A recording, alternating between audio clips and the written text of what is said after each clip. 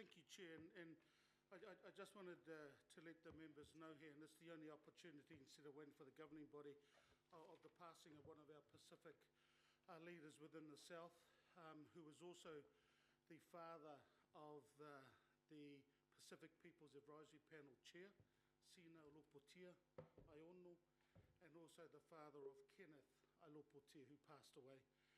Council was represented by members of the Pacific Advisory Panel, so Alopotia,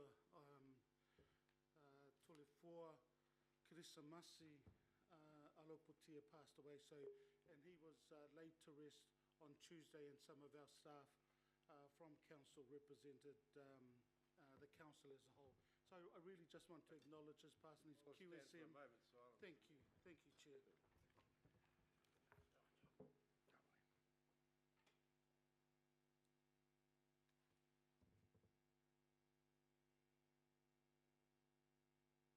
Thank you, councillors. Thank you. We now go to item 1, apologies. Apologies, Mr. Secretary. There's quite a few apologies. The Mayor, Councillor Clow, Councillor Fletcher for absence on council business, Deputy Mayor Hulse on council business, is she? No, she's on annual leave. Oh, okay, annual leave, okay. Chris McDonald, Councillor Walker for absence, and Councillor Darby and Councillor Lee for lateness. I think they're Opening of the cycleway. opening of the cycleway. Yeah. Councillor Philippine. Chair, depending on the quorum, I've got a funeral this afternoon that I will be attending. So depending on the quorum will obviously depend. The funeral's in Manukau at 12:30. I think Councillor Philippine Well finished. unless you know something which the other members don't, which I don't know, and the other members, that we're going to be delayed. I don't think we're going to. I don't think it's going to be probably too long. Oh, Chair, I'll move all the agenda items then if you want to. No, I'll ask you to move the. I'll move the apologies. Mr. Chair, before you do that, if the meeting is not done by 11 o'clock, I will be leaving by 11 o'clock.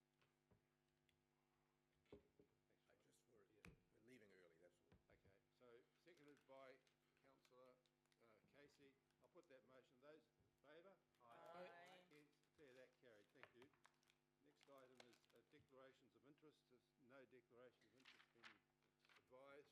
I do, sorry, 13, the issue around gambling, because I'm with an organisation that hosts gambling machines. Noted. Yeah. Welcome to Chair.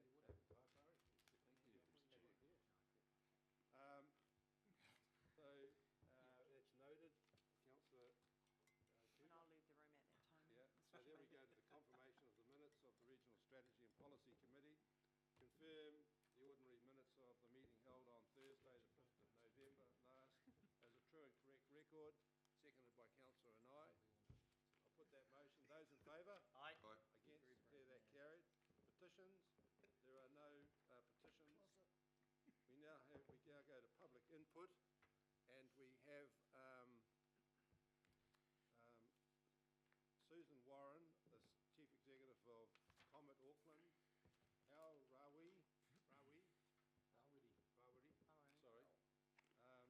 John McCaffrey from University of Auckland, Charles Haywood, Lalani Scudder and Jeff Johnston have come along here. Welcome to you. And their purpose is to present the newly launched Auckland Languages Strategy. And this is the second time in 2 days that we've seen Susan, as she was at Councillor Casey's Community Development and Safety Committee at Otahu yesterday. So welcome to you people. Thank you. Thank you. Ka tēnā tātou katoa, ngā rangatira hui hui nei I tēnei ata. Just thank you for the invitation and the opportunity to present to the councillors of the round table. Ngā mihi nei ki a koutou. I just want to touch on in terms of opening up the kōrero around the saying, Tāmaki Makaurau, Tāmaki Here Here o ngā waka katoa. Tāmaki of 100 lovers, Tāmaki where all the waka converge on in this particular area. I just want to refer to people, place, and culture. People in identifying the diversity and the different languages and cultures that we have in Tāmaki Makaurau. The place being Tāmaki Makaurau, as mentioned earlier, but importantly, where does iwi mana whenua, where does Māori sit within that mix? This particular Auckland Languages strategy is about the and, where Māori, te reo Māori becomes the basis and the foundation for all languages to grow. We're mindful about the treaty partnership between Māori and and the Crown, but we're also mindful about our special relationship and caring for all people in Tāmaki Makaurau. So thank you for the opportunity to present this morning. Tēnā tātou katoa. Kia ora koutou. Well, just Glenn might just... Oh, yes. E ngā whānau kua tatu mai nei tēnei te mihi kia koutou. Nau mai hara mai ki tēnei porofita. Kia whai haere i tēnei kaupapa. He tika tēnā tāmaki here here waka. Tāmaki ngā iwi katoa. Katoa. Nō reiro kia tēnā, tēnei te mihi kia koutou, kawe mai ngā kōrero. Kawe mai ngā kōrero kia pupuhi ai, te reo ngā mātua tūpuna, ngā mātua tūpuna katoa. Aha koa nohia. Nō reira tēnei te mihi kia koutou. He tika tēnā e motu hake te reo mau.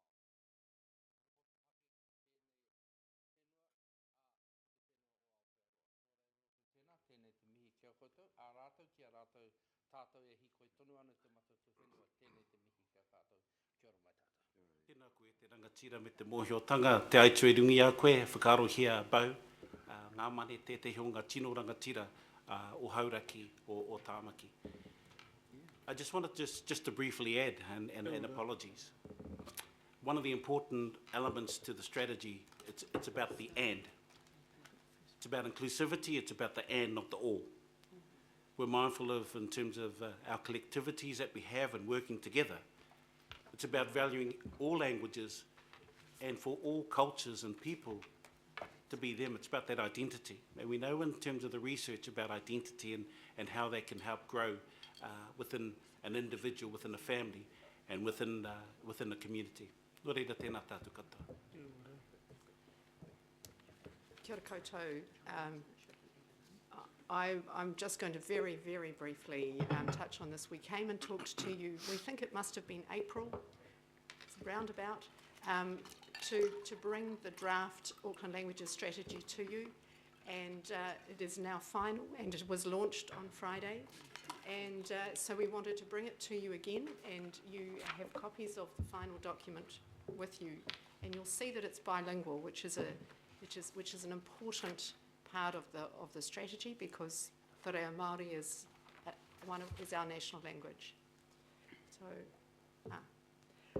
the strategy was developed by people from 25 different organisations. So this is a really collaborative effort. This group here is just part of the group that have been part of shaping it.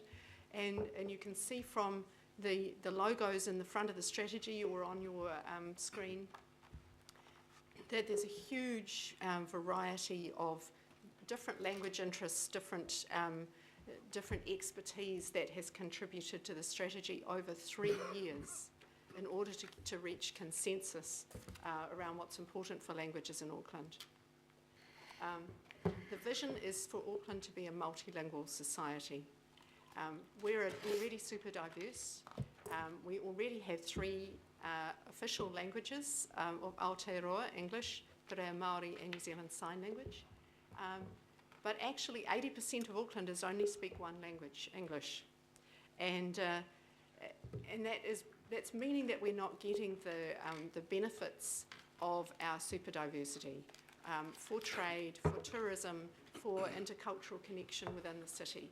So the strategy is a first step towards ensuring that we do reap the benefits of the diversity that we have in the city. And I'm not going to go through the detail of the language of the strategy, just to say that we so far have 29 endorsements, again from a large range of language organisations, and we are looking for more. Because endorsements give us a platform to go to central government to say, we think you should take languages more seriously, and we think we need a national languages policy, which is what will then open the way for greater support for languages in Auckland. So what we are asking, and whether it's today or at a later point, is for Auckland Council to make some formal response to the strategy, because that will put us in a better position in talking with government. It's not about asking for funding for anything. It's actually about council being recognised for the things you already do that support languages.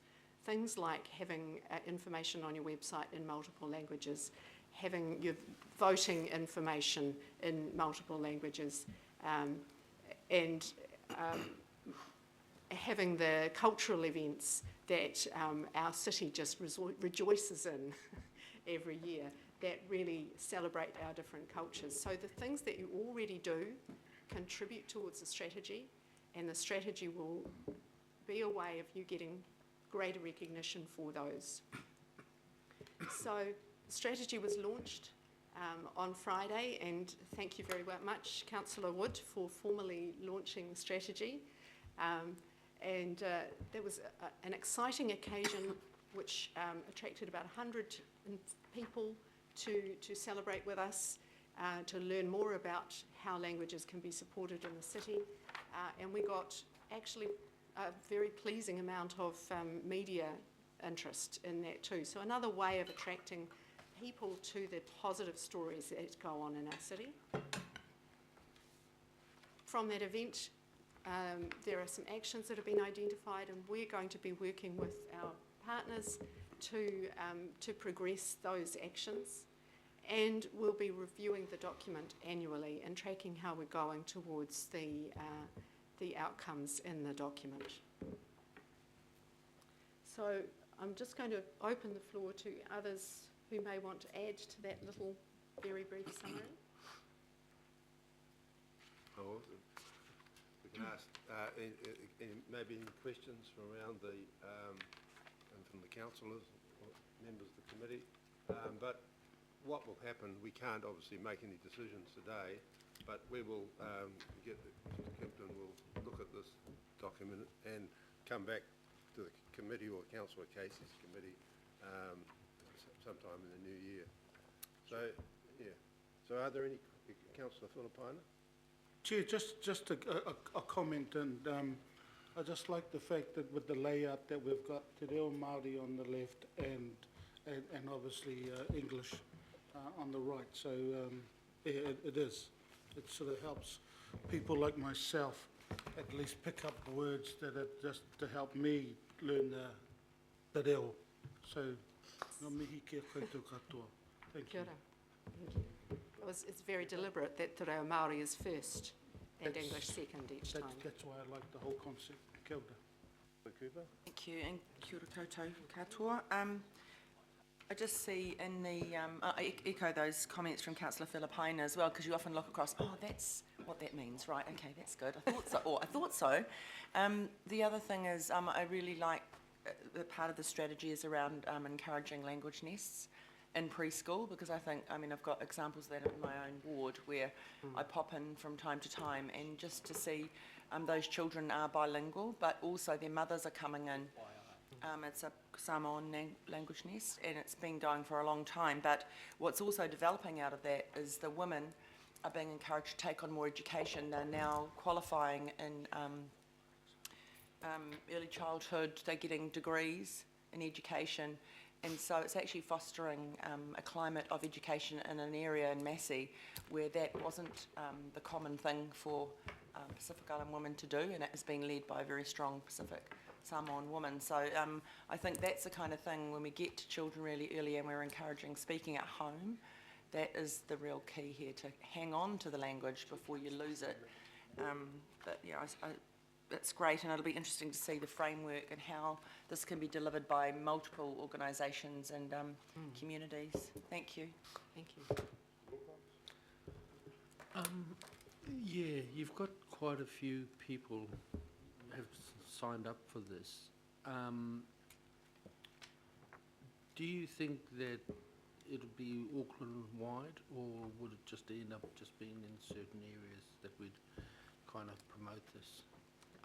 I think it needs to be Auckland-wide.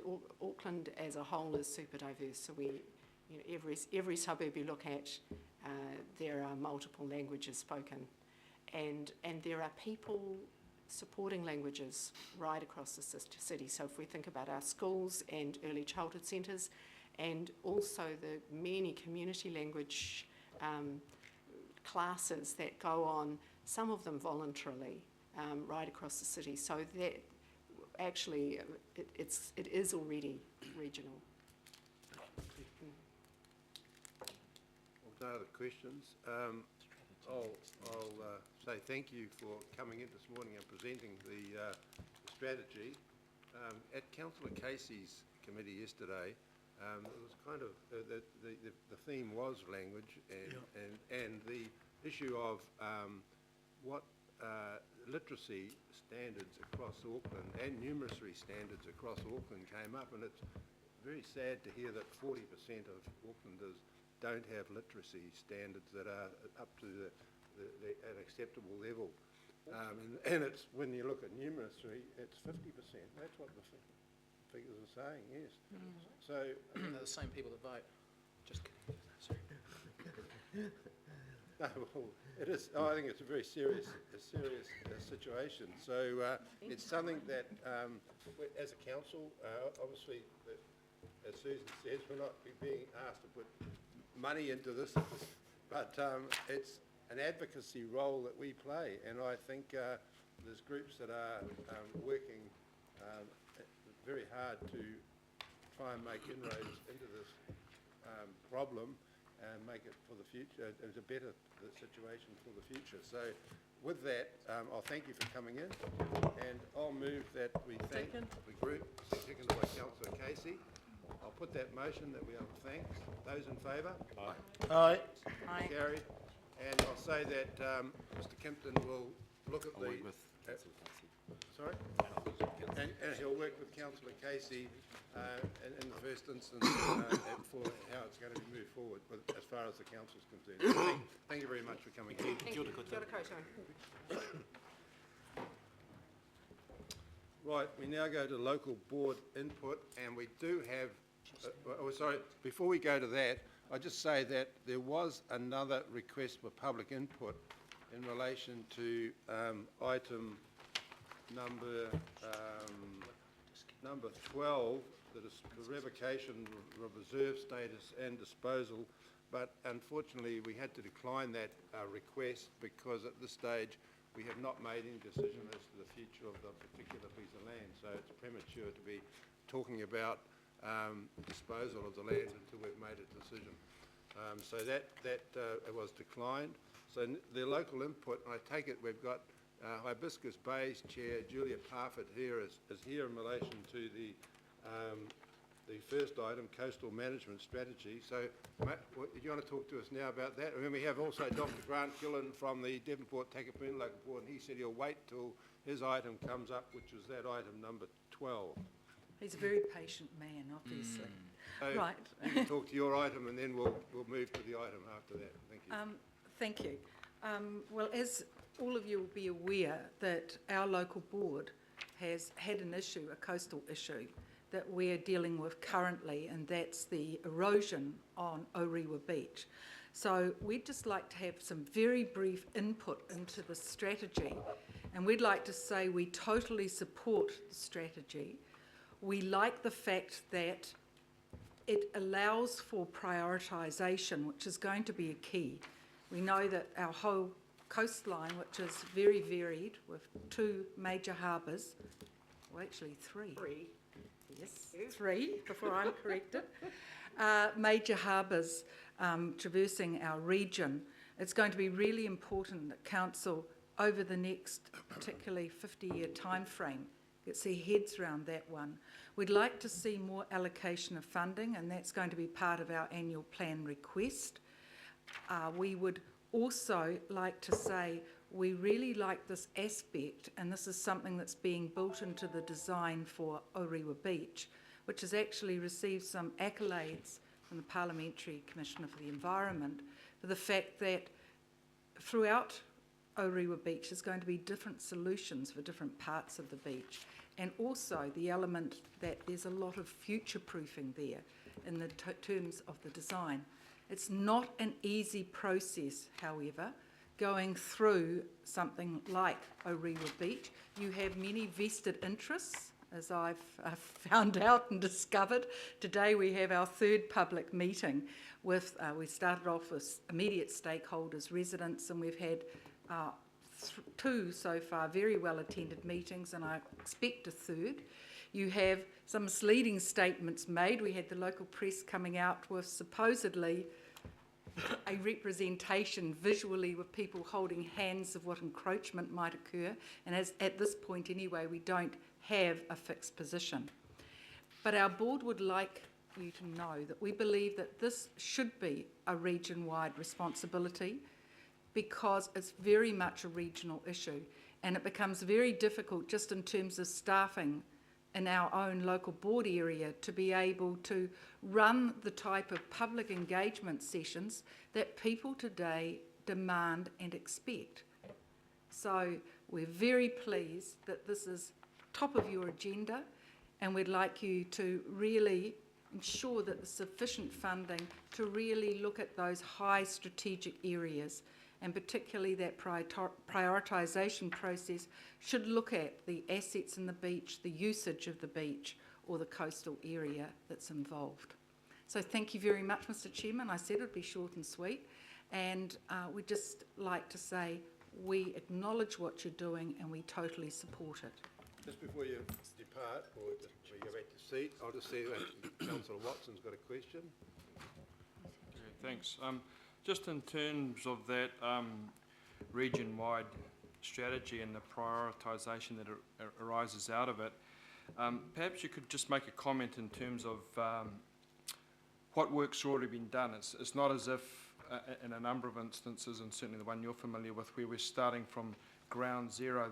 There has in that instance where been huge amount of money invested over quite some considerable period of time. So we're already off to a bit of a flying start in some of these instances, aren't we? Oh, I think particularly with Orewa Beach, I was speaking to a coastal engineer who said it's the most researched beach in the Auckland region, and unfortunately some of the solutions in the past haven't always been the right solutions. As you know, Councillor Watson, the 1950s experiment by the Navy to actually charge the estuary actually caused and created many of these issues, plus coastal settlement and the removal of dunes. They've all had a part. It's a heavily modified beach, but we believe that we've really got the right strategy going forward now. Thank you. Councillor Quack.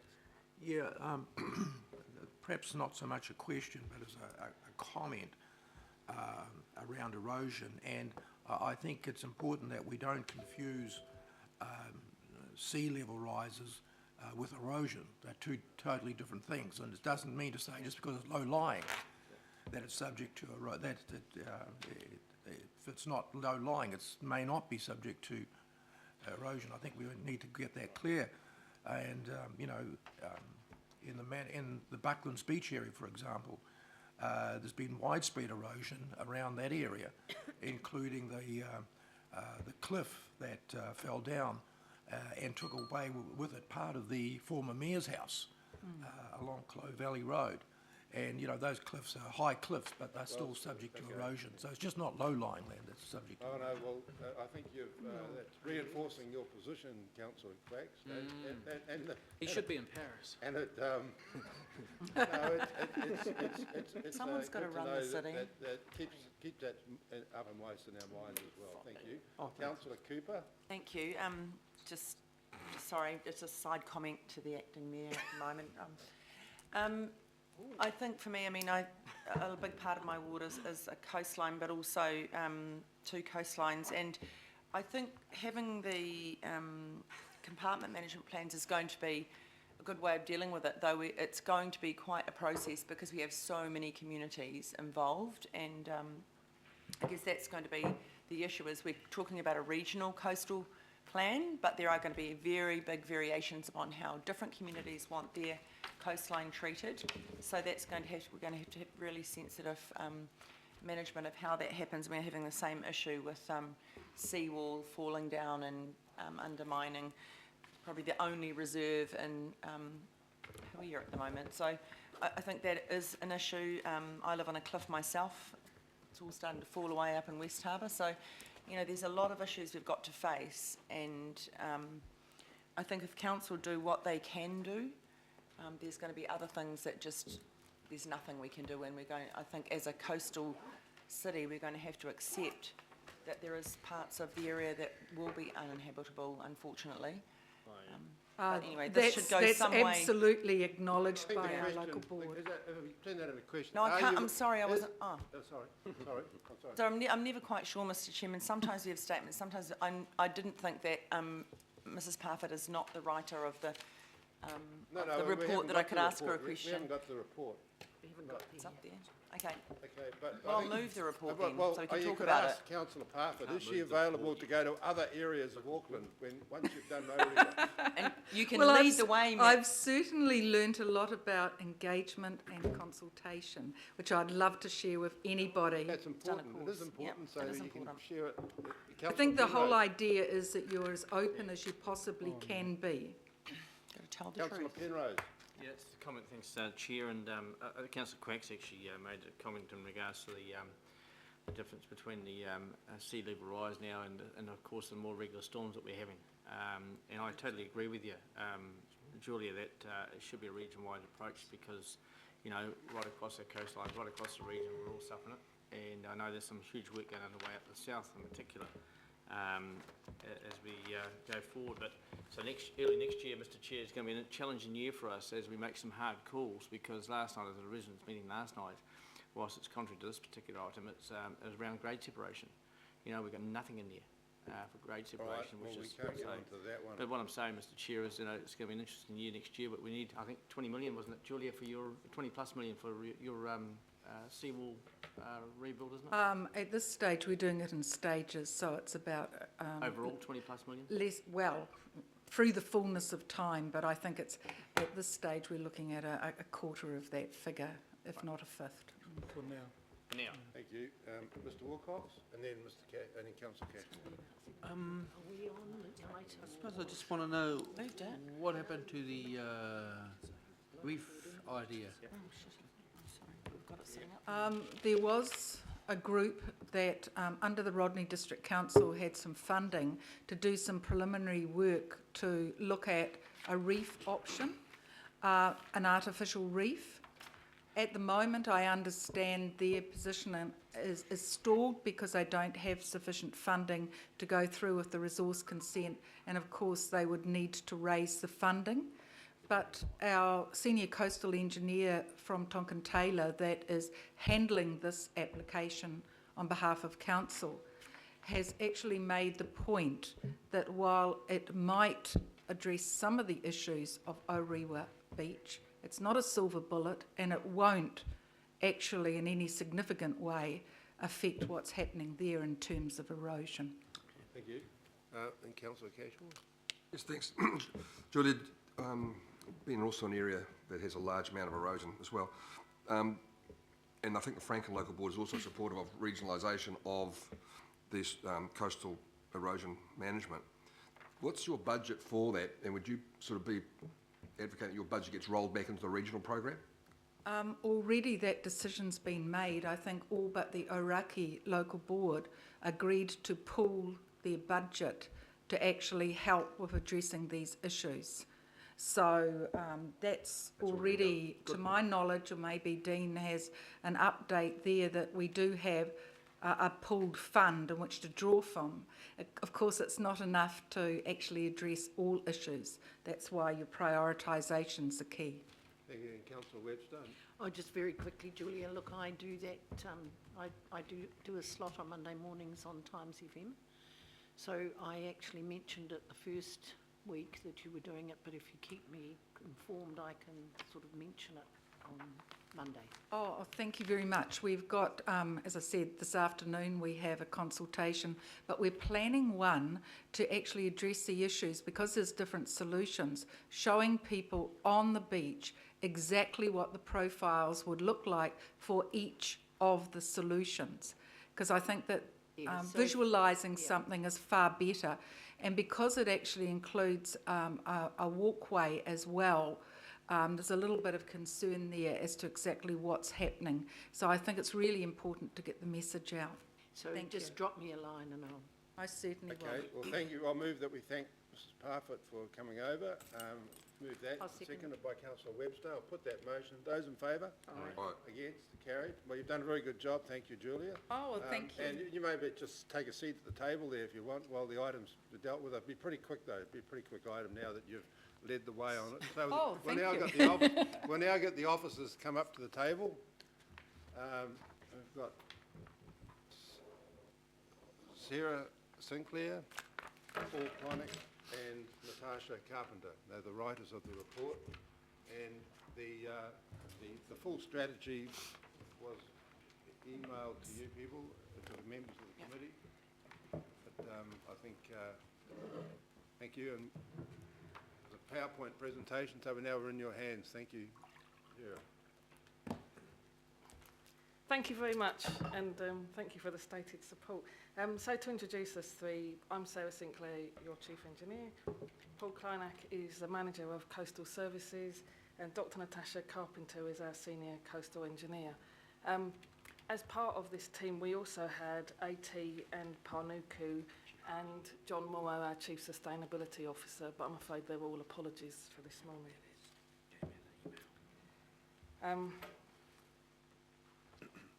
So this is the context of what we're reporting today is that Council was asked to consider issues and in fact the governing body, specifically in relation to Orewa, asked us to look at a wider erosion, sea level rise and inundation study, brought back initially in August this year.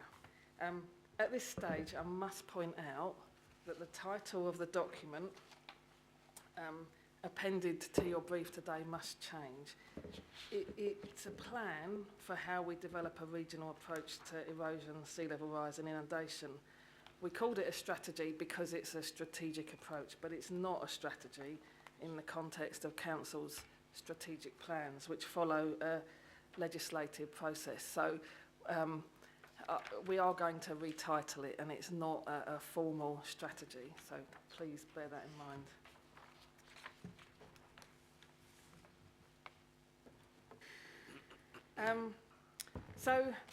And I will say, we're very pleased.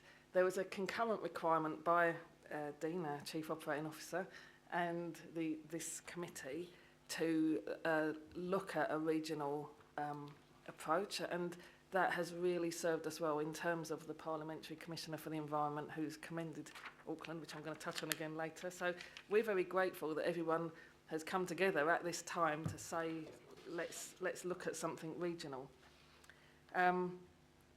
We ran a workshop, which I'll touch on in a minute, in August, and we've been working with a group across Council, Auckland Transport and Parnuku to make sure that we're actually working in collaboration. Our aim is to align our work programmes around asset management and other initiatives. We are quite focused on that asset management side of things because we're seeking consistency across our projects and approaches in terms of how we manage our coastal asset. So from August, from the time when we workshop the principles with you, we've been developing a structure in which we can embody those principles and thinking about the way we can implement them.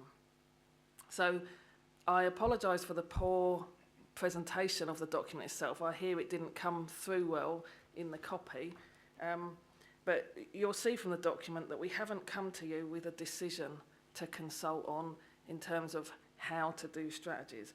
We've come to you with a proposal to engage to develop the decision-making framework with the governance bodies of Auckland. So we will collaborate with the Secretariat of the Māori Independent Statutory Board and Mana Whenua and the local boards as the key stakeholders in developing the framework for how we make those decisions.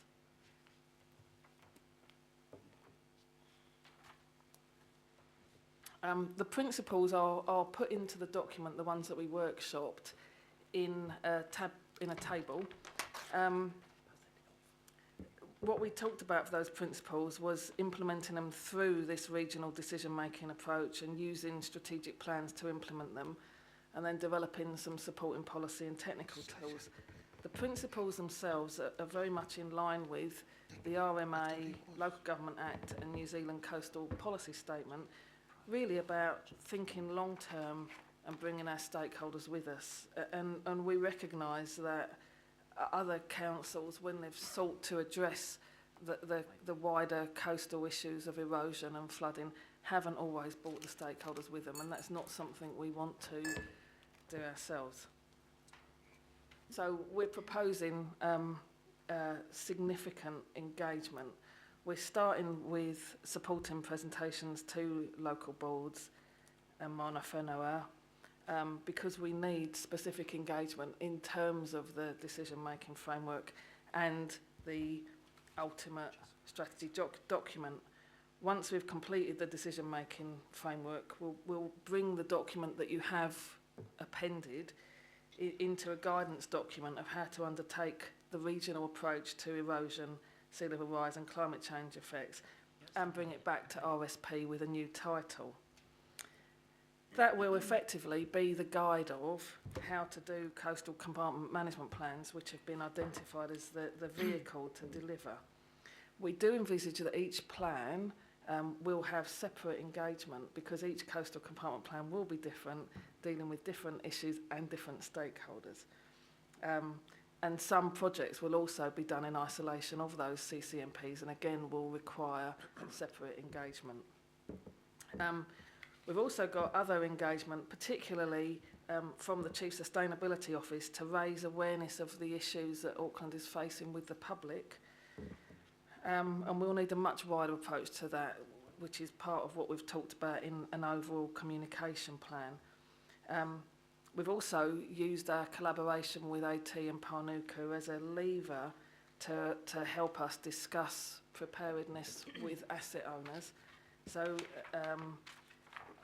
we as council officers will be doing a lot more in this space alongside civil defence to make sure that our assets, other than the coastal assets mentioned in this strategy, are ready.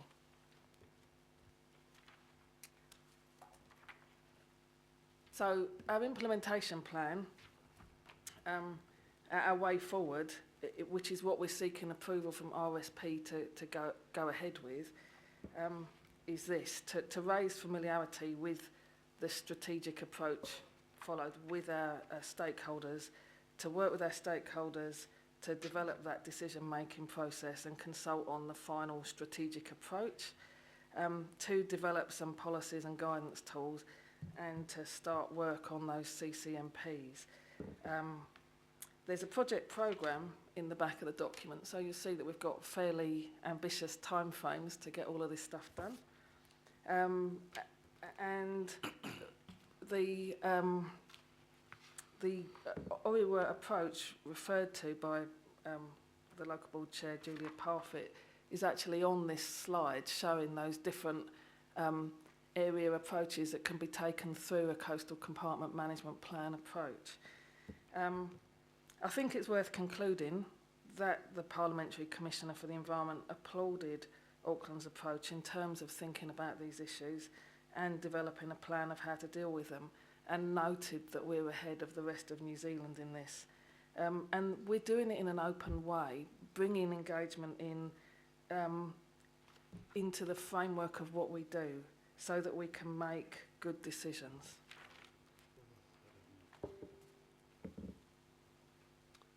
Right, thank you, Sarah. Excellent presentation.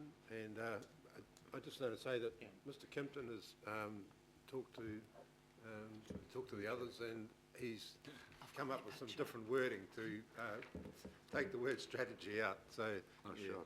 So you don't. Yep. So, Questions or comments? first We're happy section with is, that. Questions or comments? Well, how about we go through and have some questions, but hopefully there won't be too many questions, because we did raise a few issues when Board Chair Parfitt was at the table. So, but Councillor Webster, you're first up. Well, no, I wanted to make a comment, but Oh, well, okay. Councillor Watson, you Once have it's a on the question? table for discussion, Yep. you can... During the report, reference is made a couple of times to the need for effective ongoing communication to inform the public.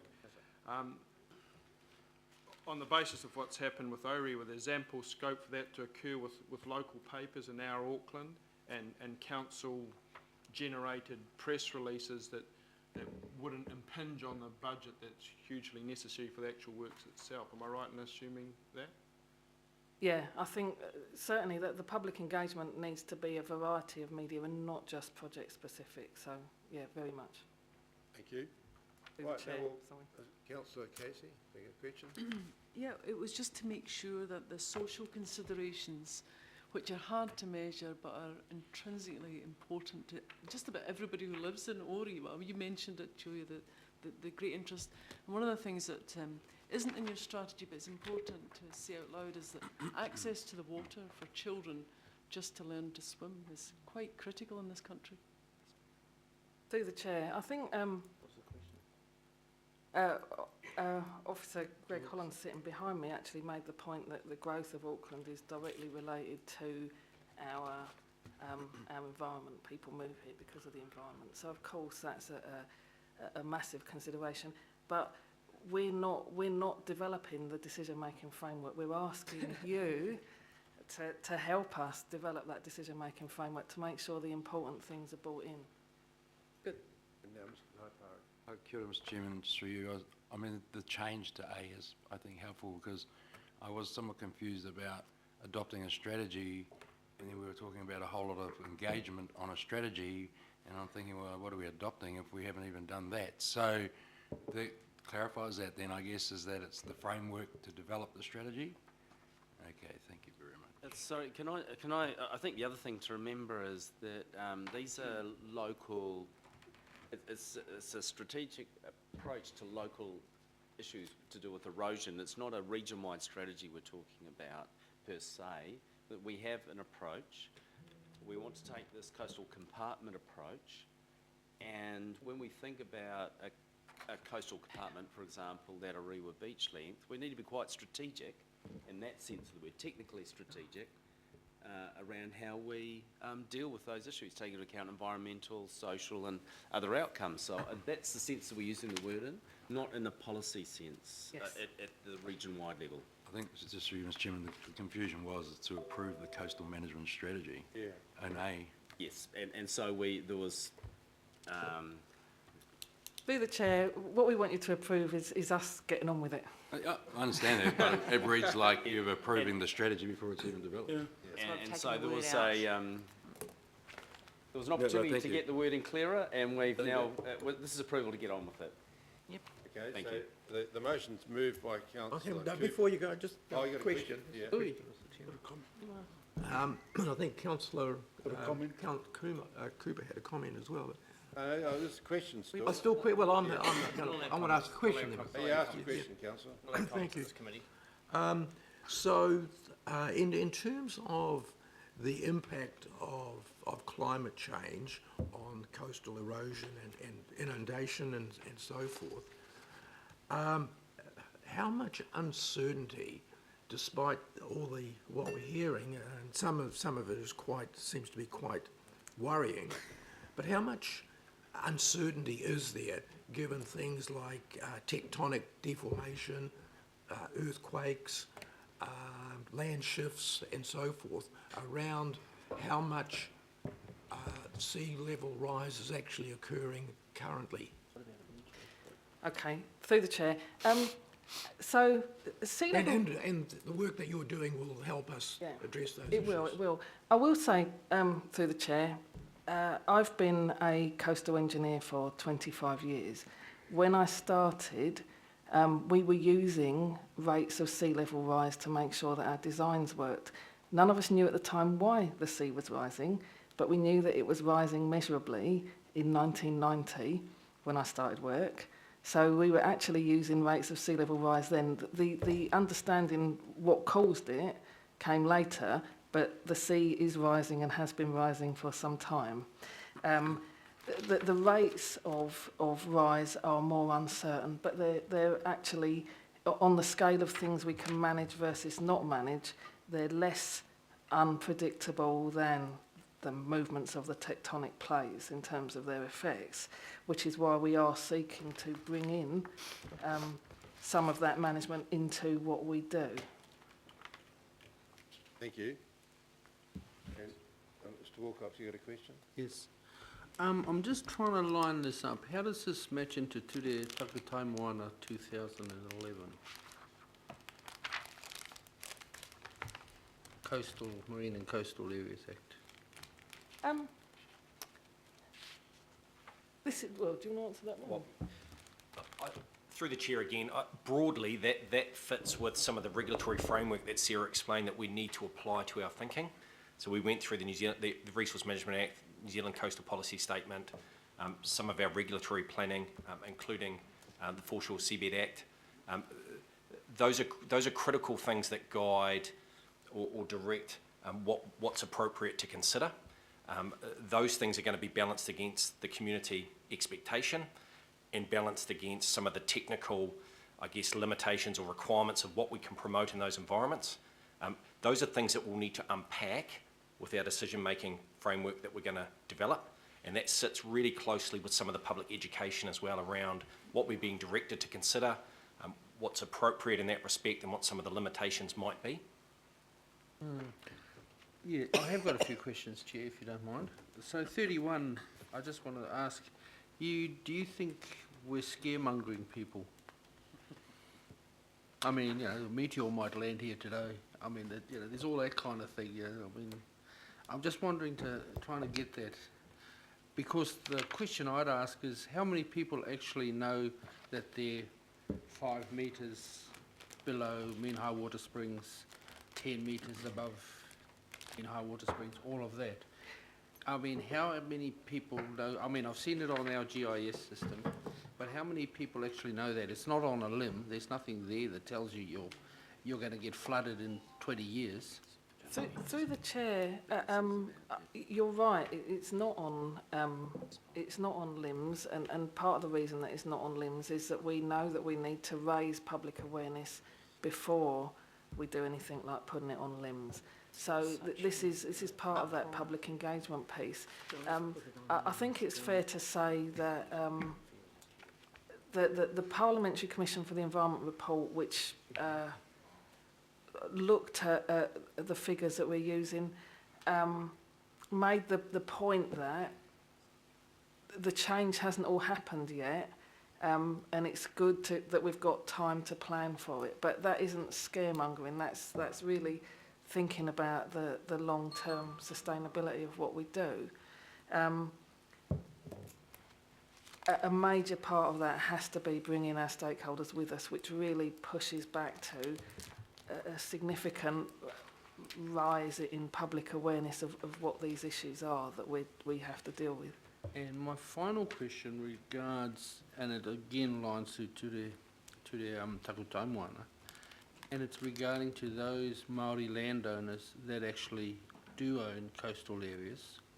How is that engagement going to occur? I mean, I know we're going to talk to mana whenua, that's fine, but there's another class of Māori group as well, that's Māori landowners. How are we going to engage with them? Who actually will be affected? Through the chair, this is where we come into the two elements of coastal compartment management plans, which will work with all the stakeholders of specific areas. So if you take Orewa for example, the consultation process that's going on at the moment engages all of the local landowners. So we've got the two things of people who are specifically going to be affected for any coastal compartment and that raising general awareness. Okay, thank you. Councillor Cashmore, have you got a question? Yes, just a quick one, Mr Chair. So we've seen engineered solutions in the past and they've generally failed to one extent or the other, even in the UK with the massive seawalls, even those are failing now. So how do we know that our engineered solutions now that we're going to propose are going to be any better? Through the chair, yeah, I made quite a good living in the UK fixing other people's seawalls. I can imagine. Part of what we're doing is to raise awareness, amongst other things, that much of the stuff that we do at the coast has a finite life. If you take erosion as the example, the causes of erosion are offshore. So if you're trying to fix erosion onshore, you're fixing the effect, not the problem, which means that you're facing a finite life. It's a longer finite rather than a shorter finite if we can design it right. But part of the reason that we need to think short term and long term, which is enshrined in the principles that we workshopped, is that there can be a difference between short term and long term. Thank you. Right, we'll come to the motions. Councillor Cooper, you've moved it. Councillor Webster seconded it. Do you want to speak to the motion? I do. Thank you. And thank you for this. There's just a couple of comments I'd like to make. We need to be nimble because things are happening now. And as Paul will know, we've had issues at Snells Beach and Algies Bay that have to be really done quickly. We had an issue with the marina at Sandspit where the locals knew this was happening and the Sandspit is in real danger now. And the marina was dredging. Those dredgings got taken out and dumped at the other side of Great Barrier when the locals were saying, please, can we have some of this to shore up our spit? So that's a huge lost opportunity. The other issue that we've got is down here you've got continual information and knowledge. I was really pleased to hear what you had to say because I was really concerned that it was going to be a very bureaucratic issue where really the locals do know. They've lived there for a long time.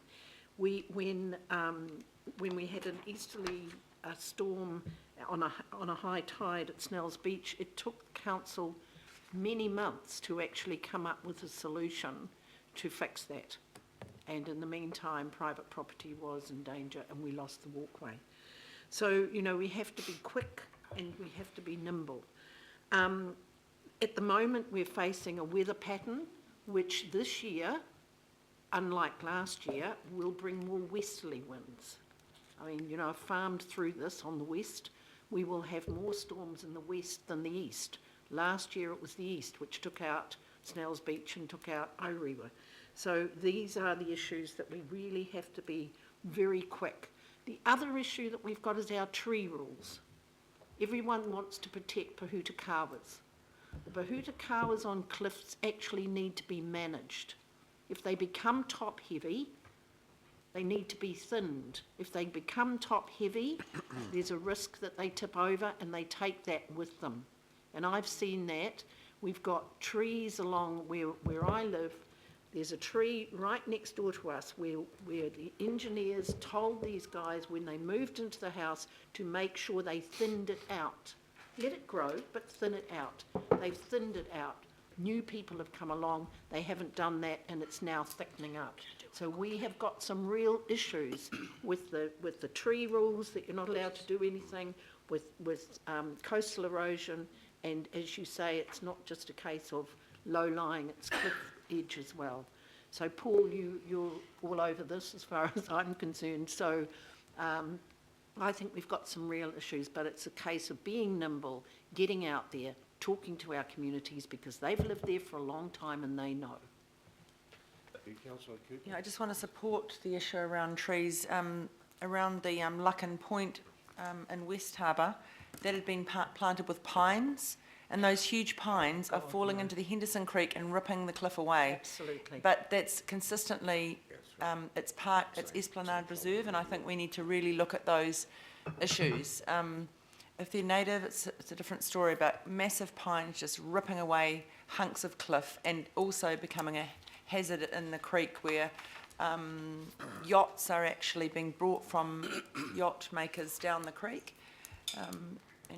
and a lot of boat use as well, but it's also really undermining those cliffs. I mean, we say they hold them together. They might hold them together while they're there, but as soon as they start tipping over, the whole lot goes. Yep. So I think that's an issue as well. You probably got it all. Yeah. Councillor Penrose, did you wish to No, speak? sir. Oh, actually, Paul had something to say. Paul had something to say. Through the chair, thank you. I think those are really good points that have been raised, and that's part of our wider thinking. And I think Councillor Webster's raised some good points there about being nimble, and I like that word. It'll stick with me now. But the balance between our operational approaches and us accepting, with over 3,000 kilometres of coastline and a variety of issues running around addressing individual issues, trying to do that really well, but sitting down and through Sarah's guidance saying we need to be better with some of our strategic approach on a region basis. So we spend a lot of time living in that operational space because that's where the demand and the desire, most of it sits, but we're trying to change our thinking whilst not letting that go and saying when we're addressing or approaching individual issues, let's make sure that they're part of a consistent approach across the region, that they're applying consistent principles, that we're developing or modifying our coast in an appropriate way where required. So really good points. Can I just, I mean, I agree with you, Paul, but we do need some principles. But as we've seen even on Orewa Beach,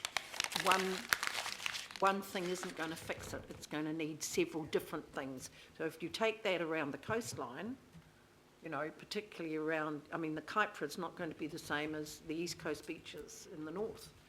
So, correct, and through the chair, again, endorsing those comments, as well as being nimble, we're being innovative. So even when we're looking at individual beaches, Orewa included, the comments from the Parliamentary Commissioner for the Environment were around Auckland Council doing a great job applying strategic thinking at a beach level, and even at a beach level now, our thinking is changing somewhat, that a beach system doesn't necessarily have a one-size-fits-all approach, that we need to, even within those beach systems, look at different responses for different parts in consultation with the community. So. Thank you. Councillor Penrose.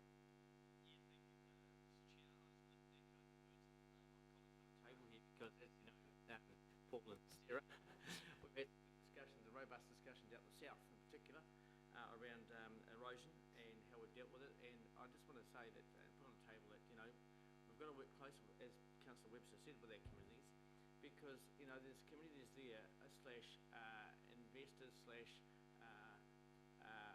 people with, you know, whether it's developers or whatever, that are prepared to throw some money into it and mitigate falling back on the ratepayers. But we lose a lot of opportunities, as we know, and where we can work closer with them. So moving forward, I think it's that partnership between the communities and council and openness. Well, thank you. Well, I just say thank you as well. You've really got on and got some work done on this issue, and it's good to hear that Orewa was going to be the first project. That will be a good one to test the approach. But I thank you and the team for the work that you've done in a pretty short time. Thank you. So with that, I'll put the motion. Those in favour? Aye. Against? Declare that carried. Thank you very much. Thank you. Thank you. So we now go to item 10.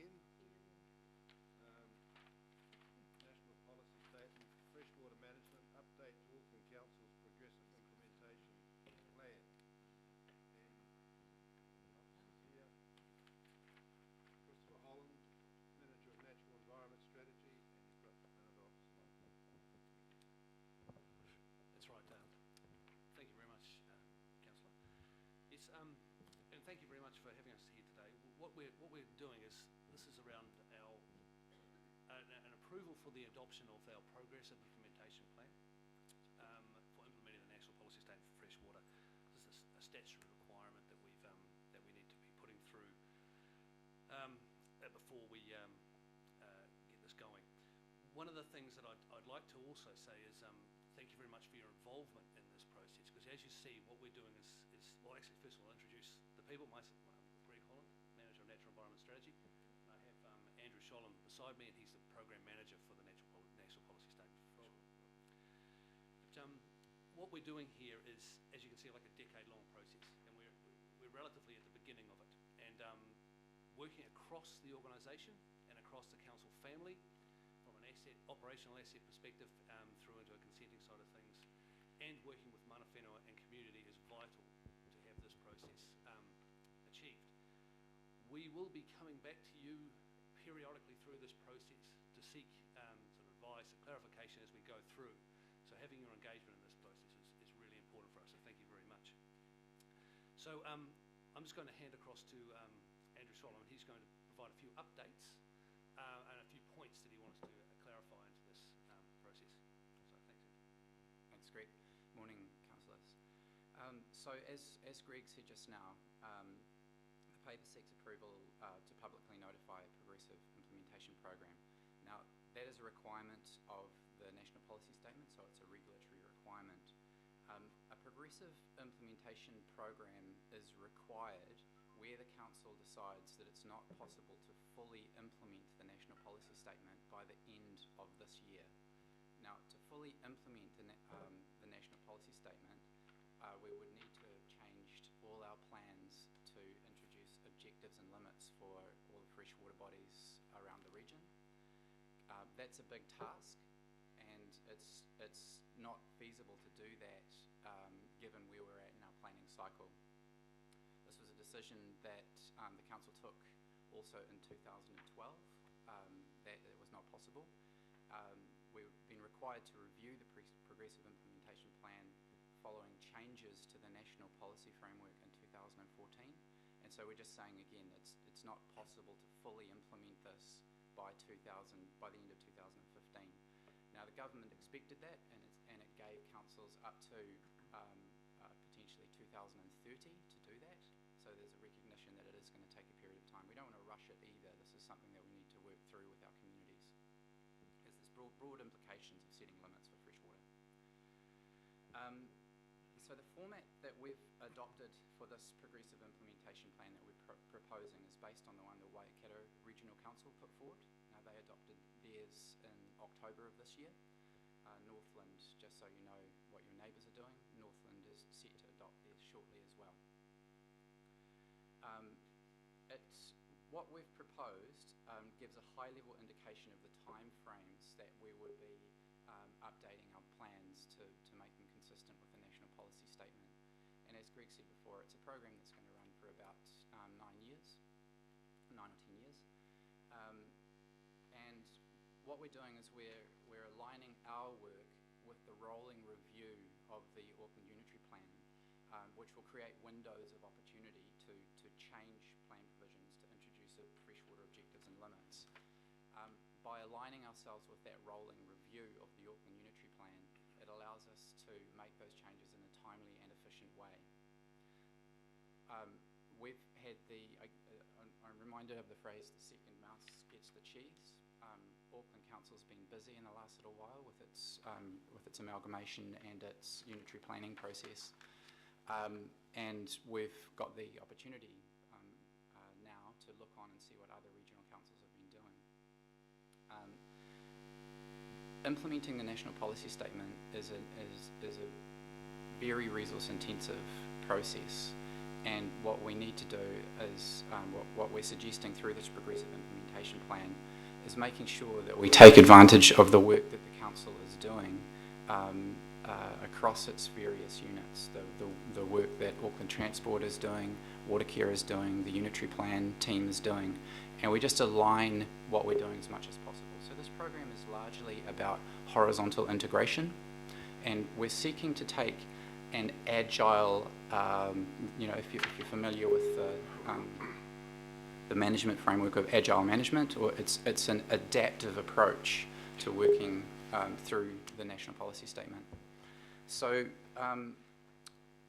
what that means is the exact schedule and precise location of plan changes isn't known yet. What we can do is we can signal the general areas where we're going to begin our work, and we're suggesting that we begin the process by collaborating with local boards, with mana whenua, with stakeholders across the various parts of the Auckland Council in a number of targeted areas. And you'll see, if you look at figure 3 on page 23 of the paper, you'll see that we've identified 4 targeted areas to start with, broadly in the central, west, north and south area. And we've suggested that immediate focus in terms of priority is probably in the south, given the degree of development pressure that we're facing. Now, this is a first tranche of effort in our progressive implementation program. And once we've got this up and running, and we're getting that horizontal integration and understanding how we should engage effectively with our communities, understanding the pressures that are being brought to bear on those water bodies, and opportunities for management, that we will broaden this out in a series of successive phases. So over that 9-year period, 9 to 10-year period, we will implement plan changes across the entire region.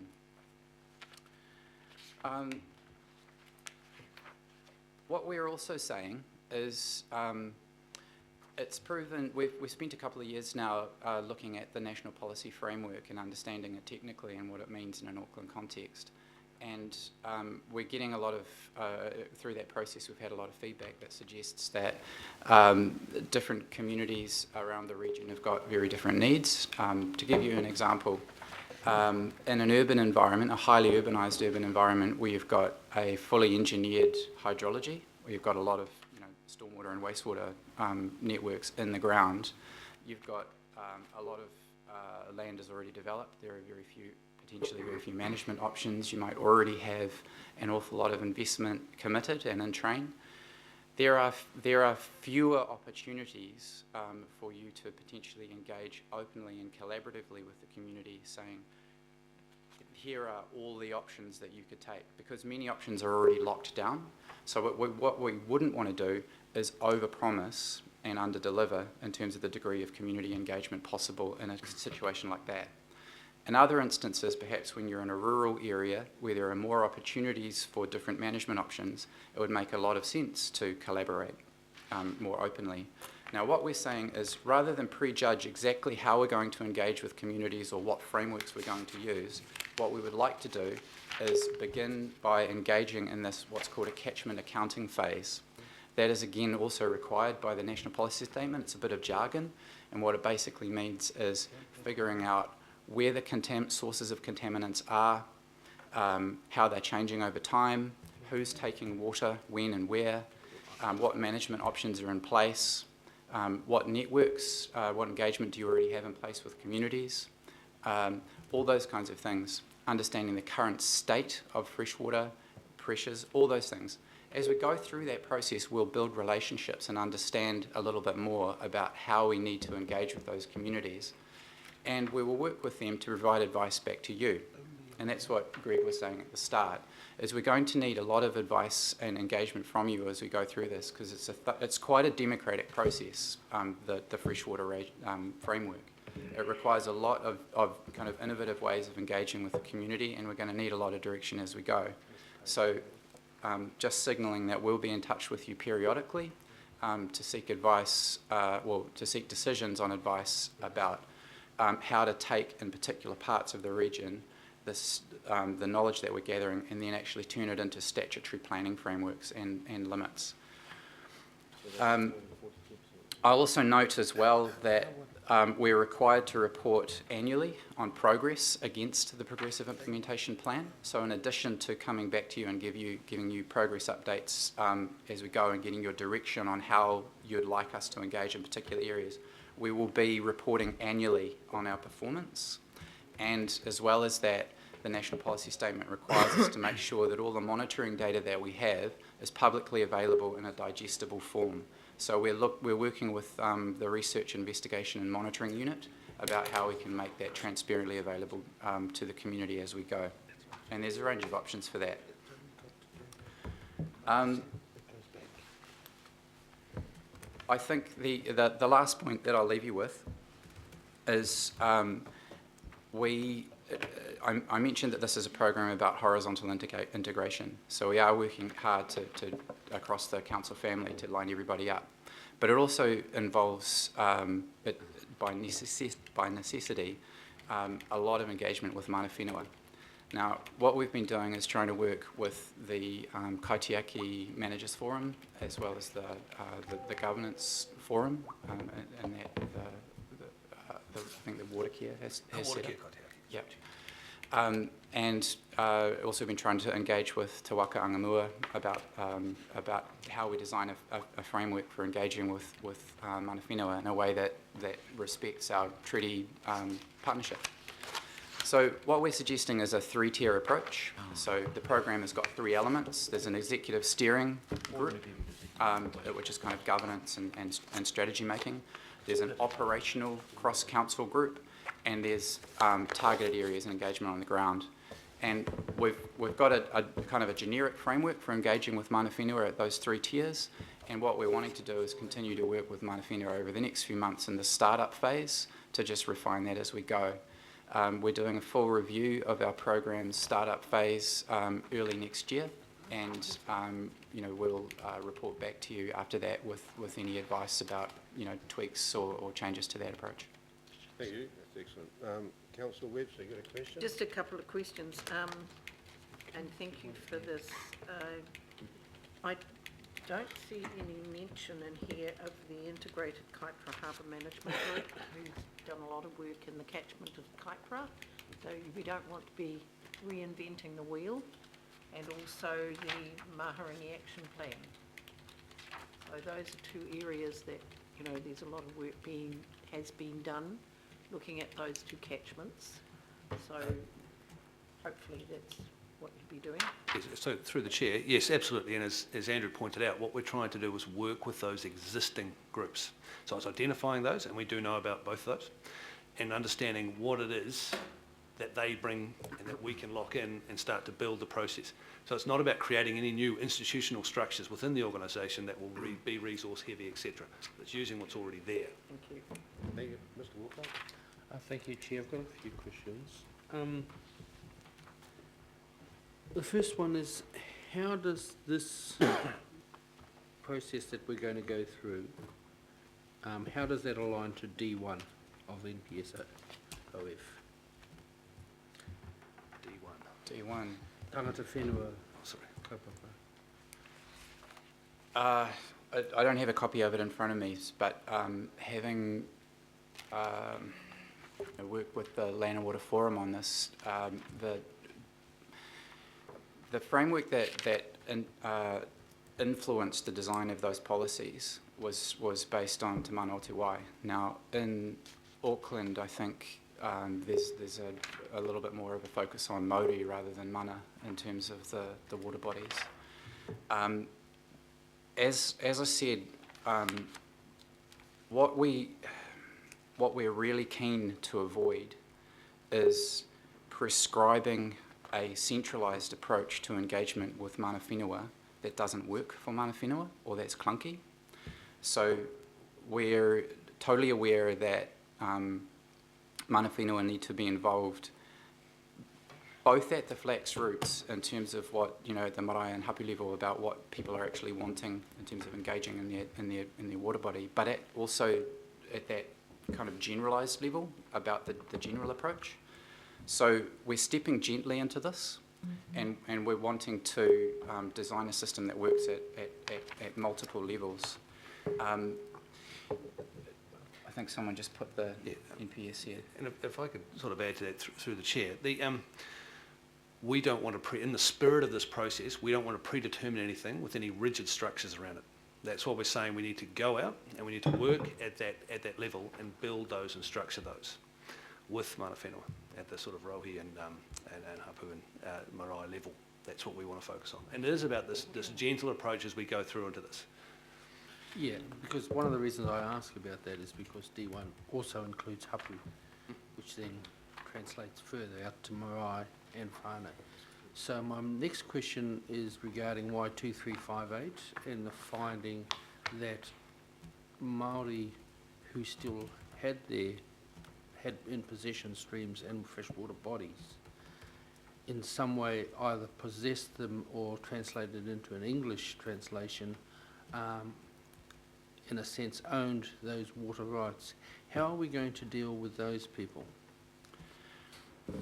That's a very good question, and one that the Land and Water Forum has been grappling with over the last 6 months. Now, the fourth report of the Land and Water Forum was released last Friday in Wellington, and it made a series of recommendations to government to create a framework working through councils about how to engage with that particular issue. Now, we're waiting to see how government reacts to that. The expectation is that ahead of Waitangi next year, that there will be a discussion document released by government that will canvass some options.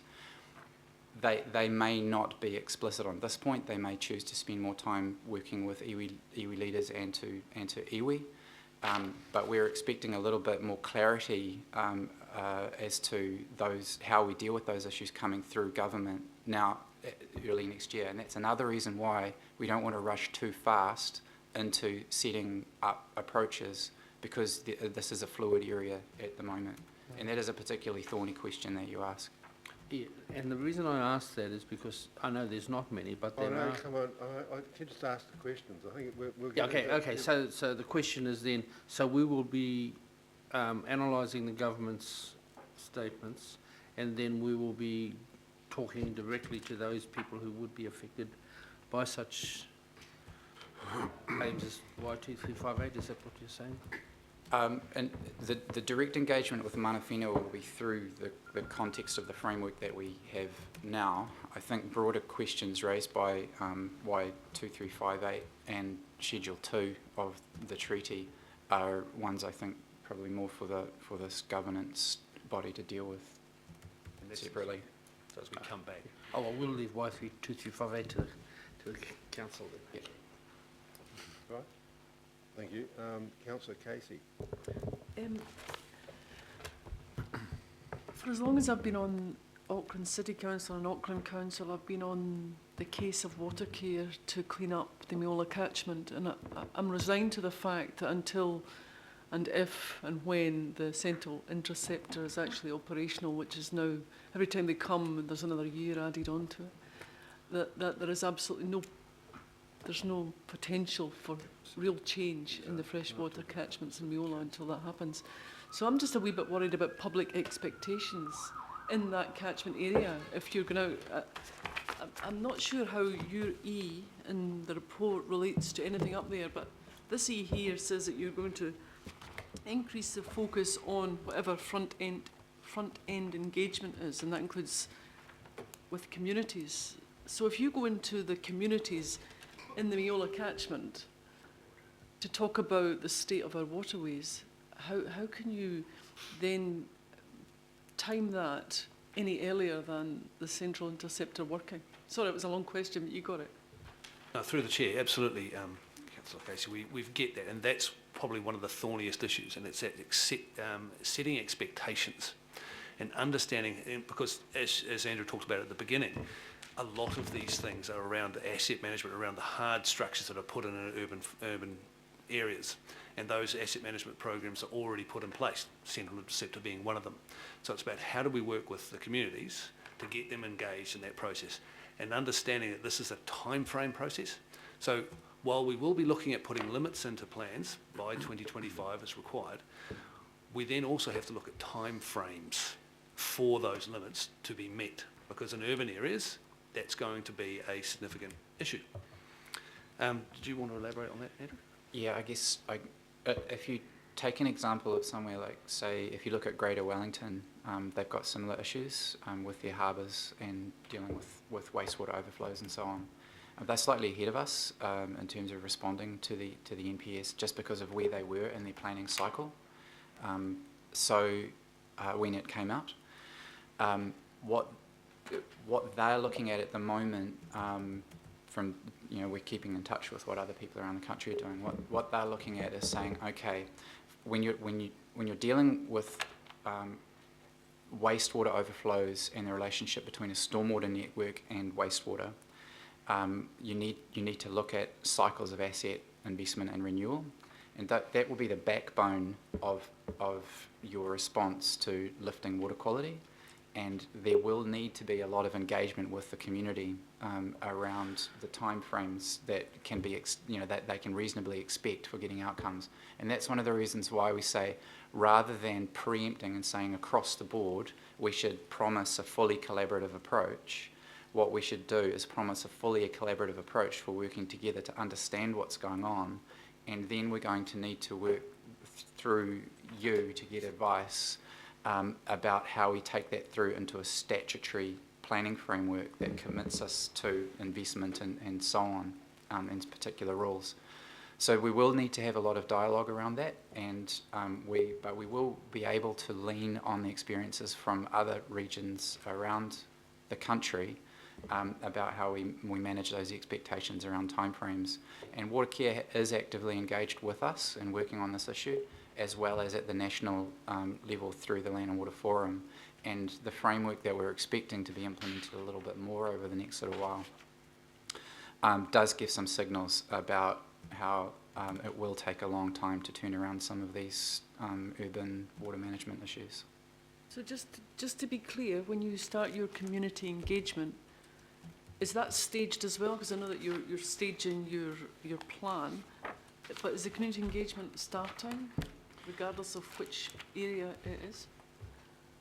So the first thing that we're going to do over the next little while is basically get our own affairs in order. So there's, in any particular catchment in Auckland or grouping of catchments, various different parts of the council family will be active in doing things that affect water.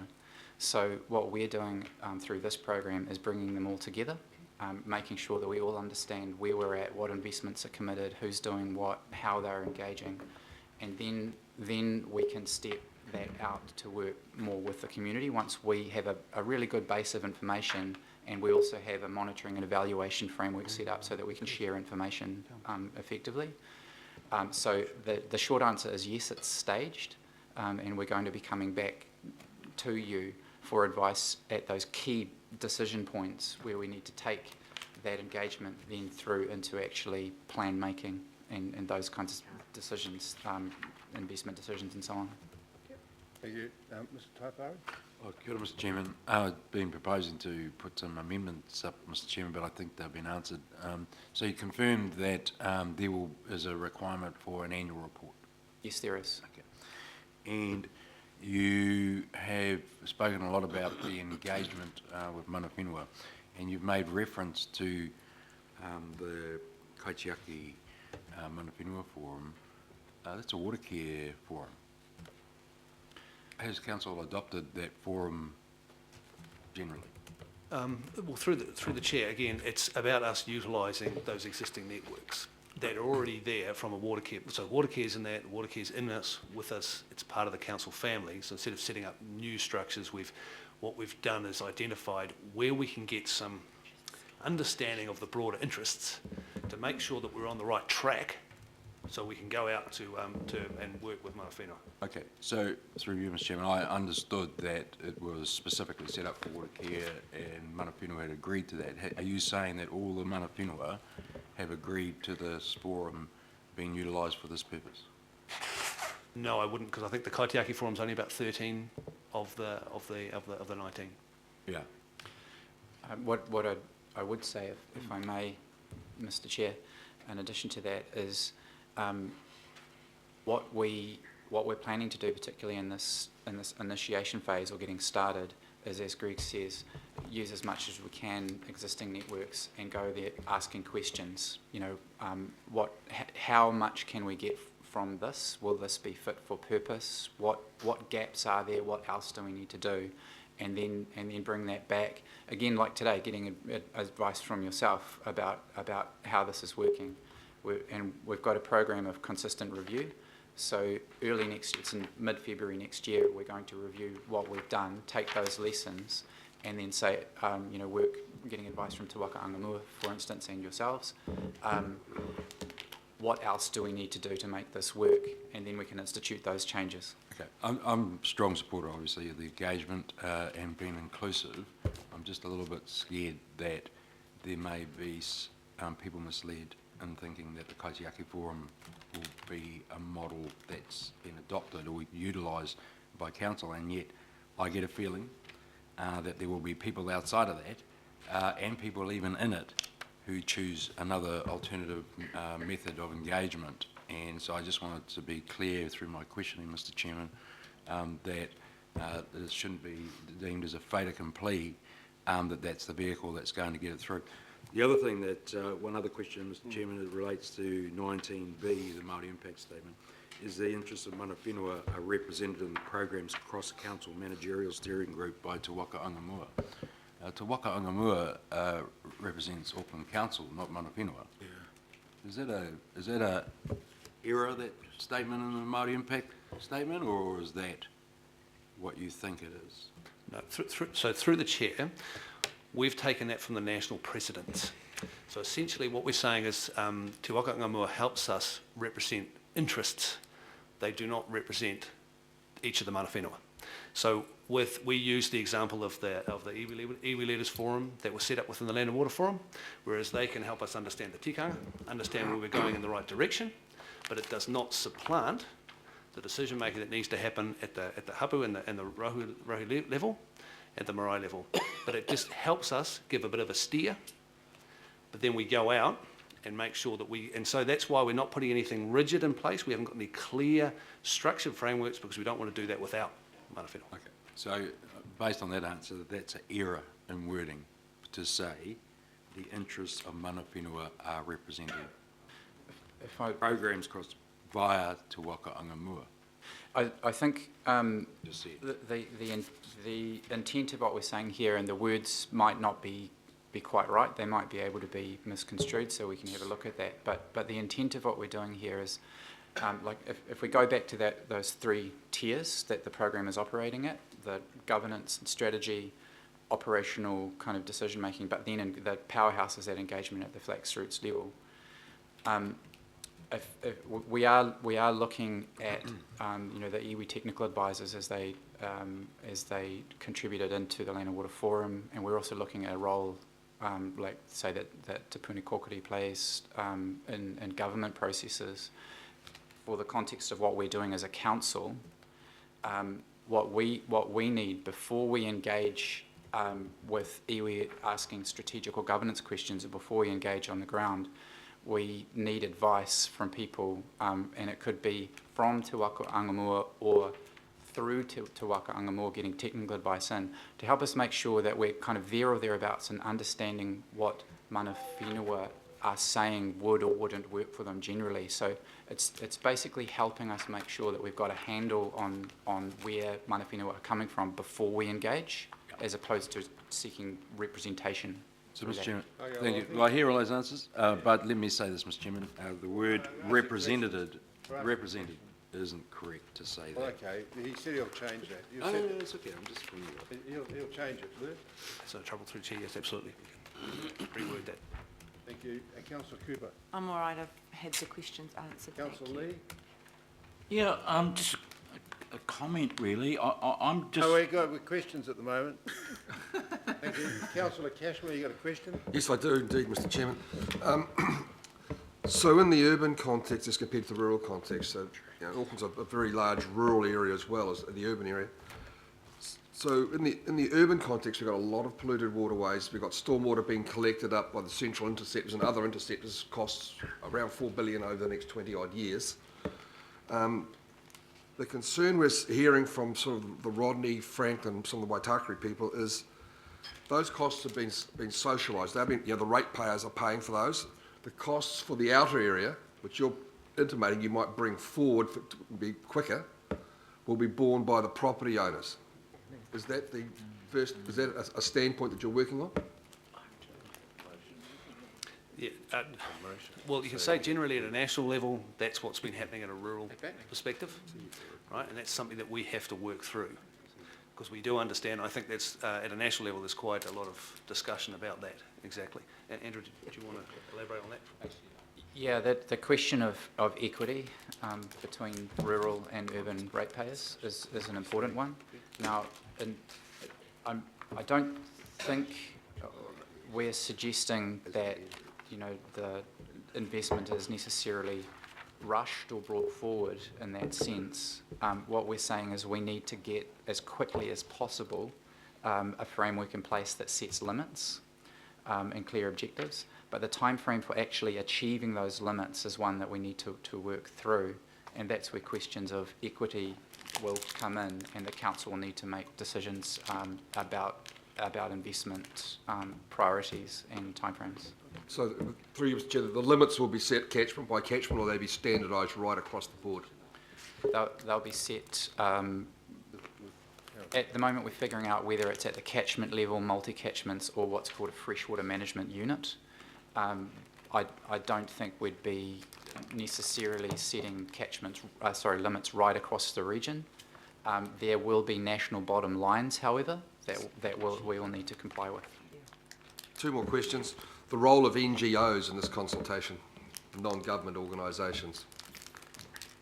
So the catchment accounting process, and it's jargon, but that we're required to enter into, and that we're proposing to collaborate in order to achieve, will include NGOs, both NGOs representing sector groups and NGOs representing the environment. So they will be there as we're developing up that picture, that stock take, effectively, of what's going on in a catchment.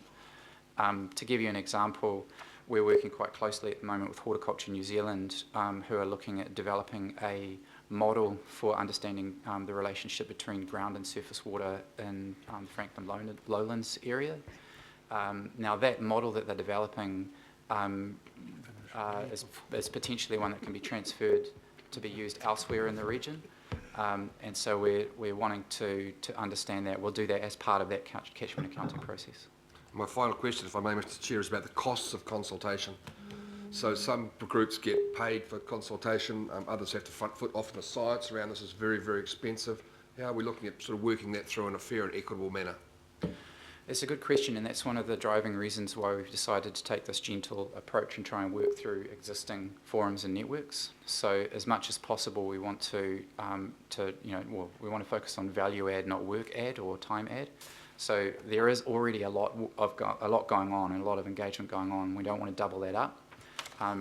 By starting out with this catchment accounting, which the council needs to do, it's statutorily required to do, so that's a cost that needs to be absorbed. And realistically, we're already doing it in a kind of diffuse way. So we're trying to, by bringing that together, we're hoping that there are synergies in costs. Decisions then subsequently about how we formally engage and collaborate will need to be made by this governing body when we're talking about going into a plan change process. So you might be aware that the government put out a bill to reform the Resource Management Act a couple of weeks ago now, and in that it proposes two alternative tracks for plan making, one a fast track process and one a collaborative process. That would mean that we've got three options, and we'd have to cost each one before we made a decision to go down which track, and then we'd come to you for direction about which one to take. Okay, thank you. Thanks. Look, I'm going to move the recommendations. Do I have a seconder? I'll second. Seconder, Mr. Taipari. You want to speak to the recommendation, Councillor Lee? Actually, I have to ask your forbearance, Mr. Chairman. I have a question. Is that in the attachment 1 on page 27? 1, 2, 3, 4 paragraph down. When you say 3rd of December 2015, you mean 2014, I take it? Or are you anticipating? I think that's a typo. Sorry, no, on 3rd of December. I support sorry, this. This is today.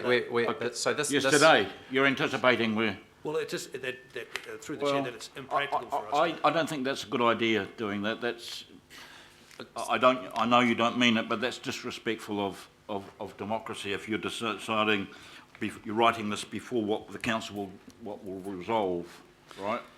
So, look, I was hoping it was a typo. But anyway, look, I support this, and I think we need to get on with it. Yep. We are talking about water, which is vital for the city, for our economy, for ecosystem function, for life itself.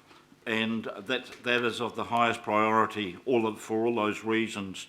But we are talking about H2O, and what I'm hearing, and that may be because of the influence of the Independent Maori Statutory Board members, but it seems to be all about mana whenua, which are the various tribal entities around Auckland and beyond. And I think that's well and good, but this is bigger than that.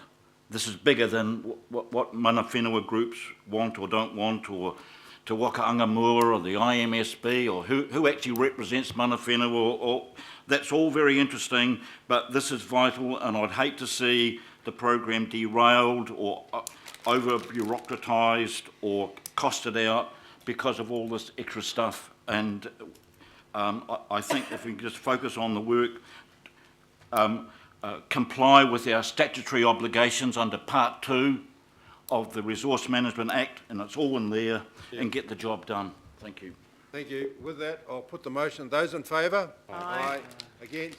Declare that carried. Thank you. We now have a 5-minute break. Thank you.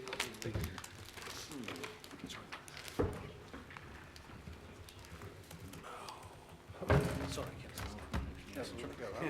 That's right. Take a bit of time. Sorry, Councillor. I suppose it was just us.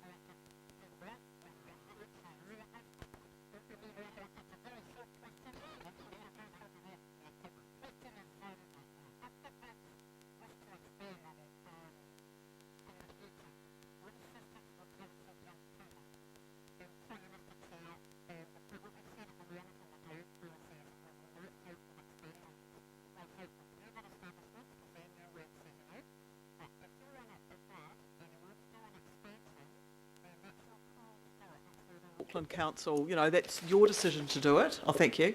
And so we think that it's something you need to plan towards. And so we have bids that want to do it, that have been planning towards doing an expansion, and they've got money in their buckets. And the assistance that council officers will do is we'll do a workshop once a year to describe the process, and we'll provide obviously all the rating information and help them with the maps, but we expect them to project manage it themselves. Okay, so Chair, that's one thing I think the councillors around here should know with those that wish to expand, is that basically we used to assist, we no longer will. That's correct. And so I think that's just one point that needs to be put in front of the councillors. So, and then I'll save my comment, and it's a very short comment. Yeah. And now Councillor Brewer. Oh, thank you. Question? Yes. Geez, I'm getting nervous now.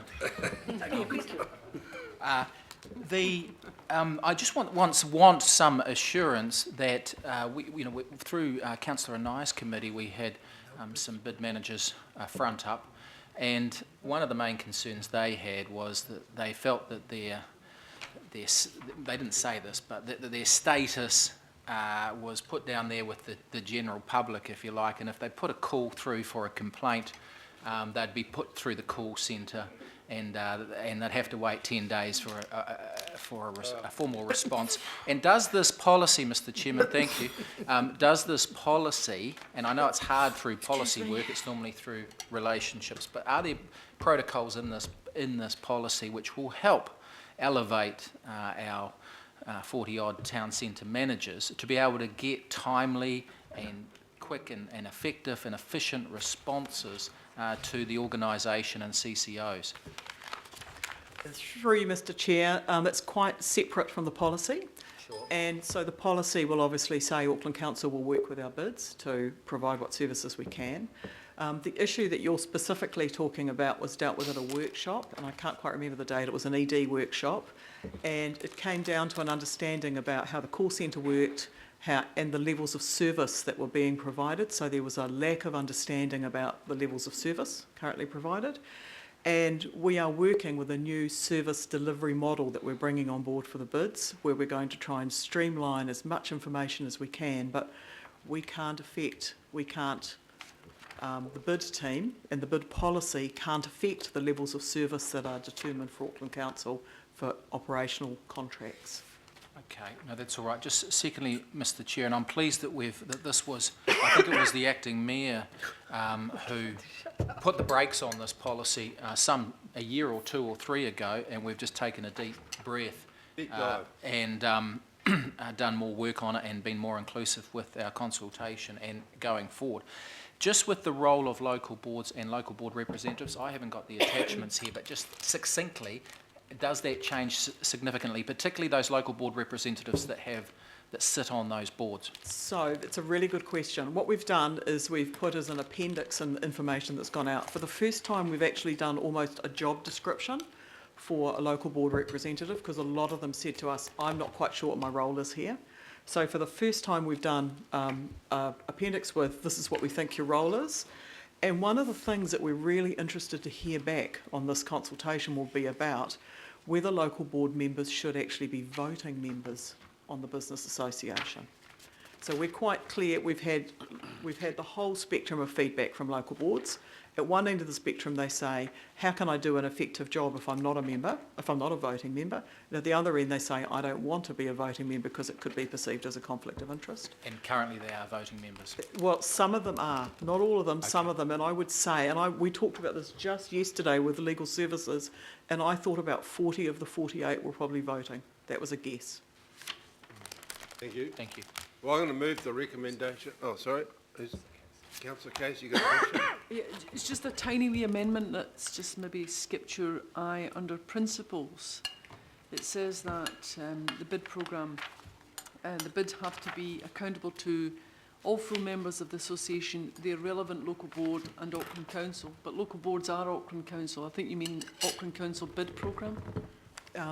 Through you, yes, we could word it like that, but we've actually got some very precise accountability mechanisms relating specifically to local boards, and some relating to Auckland Council. So we did separate them deliberately. You can't do that though, because Auckland Council is the local board. The local boards. So okay, we can do that. Yep.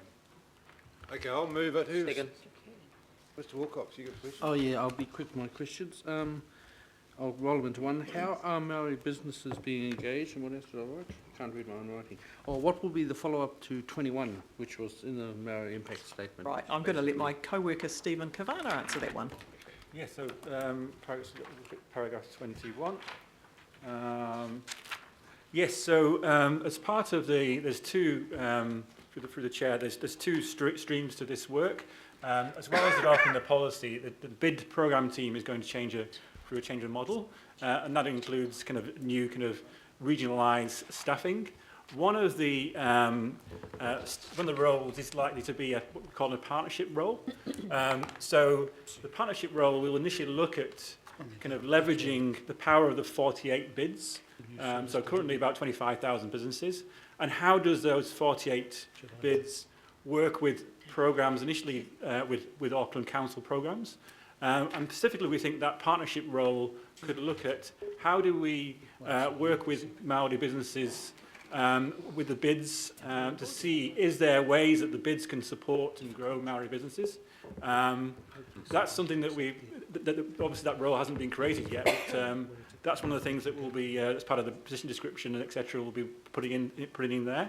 As far as I know, Jill, you can correct me if I'm wrong, there's some of the bids, I'm not aware of any of the 48 bids that do have specific Māori programmes, but one of the things we could do is identify how can we work better doing that in the future. So that the partnership role will certainly be one where we see that is a way forward on that. I know we've got a meeting with our MSB Secretariat on the 17th of December to kind of start that initial conversation to see how this is going to work. I do also know that Te Wakangamua and Rimu are doing some research around defining what a Māori business is, because that's one of the problems we face is in terms of what is a definition of Māori business and also definitions of Māori business groups. So we're kind of keen to work with their work as well, and that, they're doing some research at the moment on that. So that's how we're planning to. Yeah, so then I suppose I was just going to say, the Kaukop to Kumu one, I mean, I know they are, the Maunga Whakahi business group are quite integrally involved in that one. Okay, thank you. Yep, thank you. Right, I'll move it. Councillor and I second it. Any discussion? Sorry. Very one quick No, question. First up, Sorry, this is a question actually.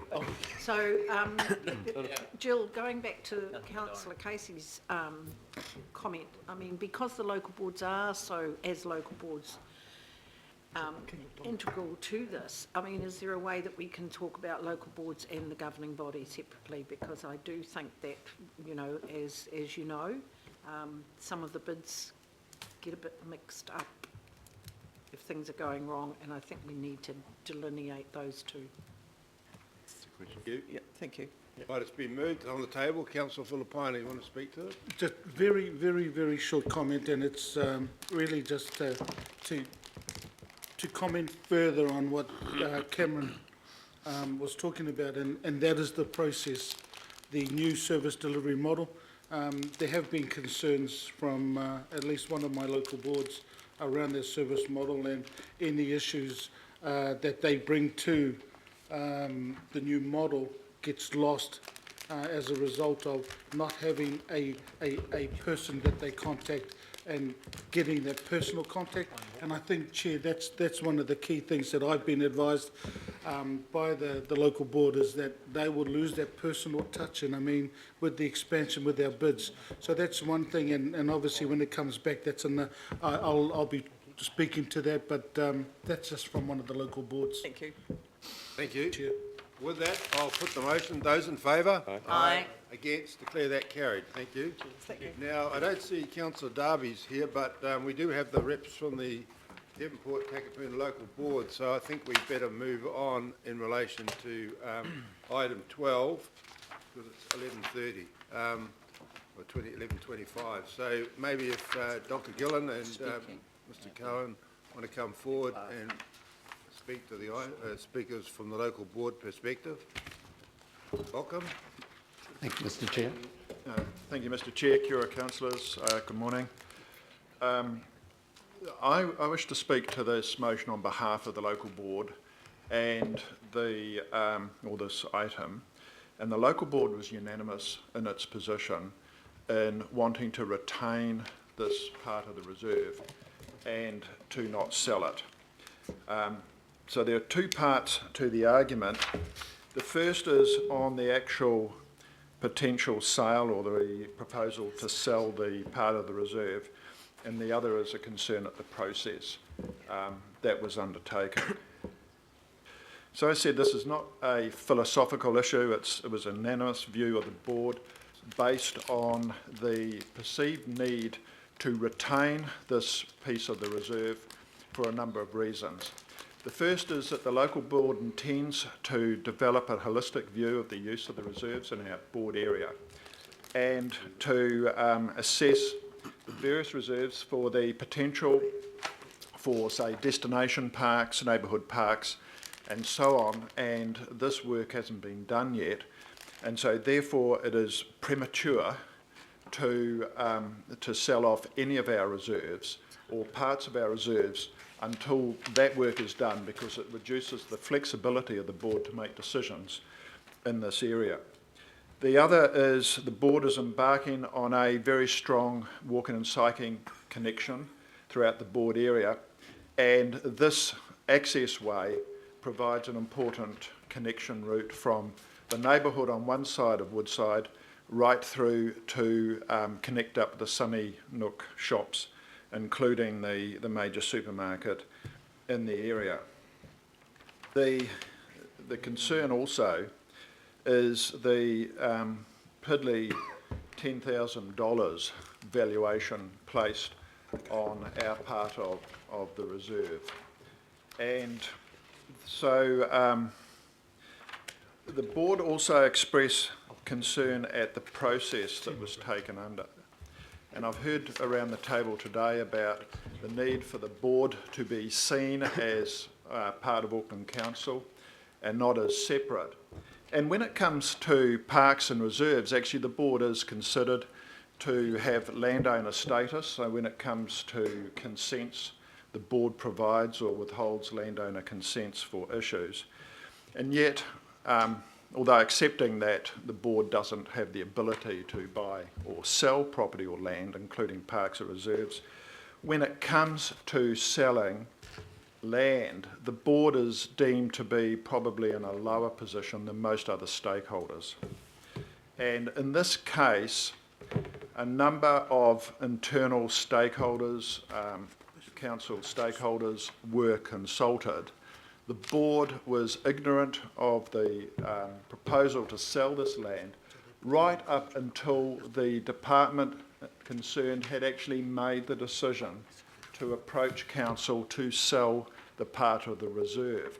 And the board, unfortunately, was then placed in the position of having to defend its position and oppose a proposal for sale, rather than being party of the discussions right at the beginning.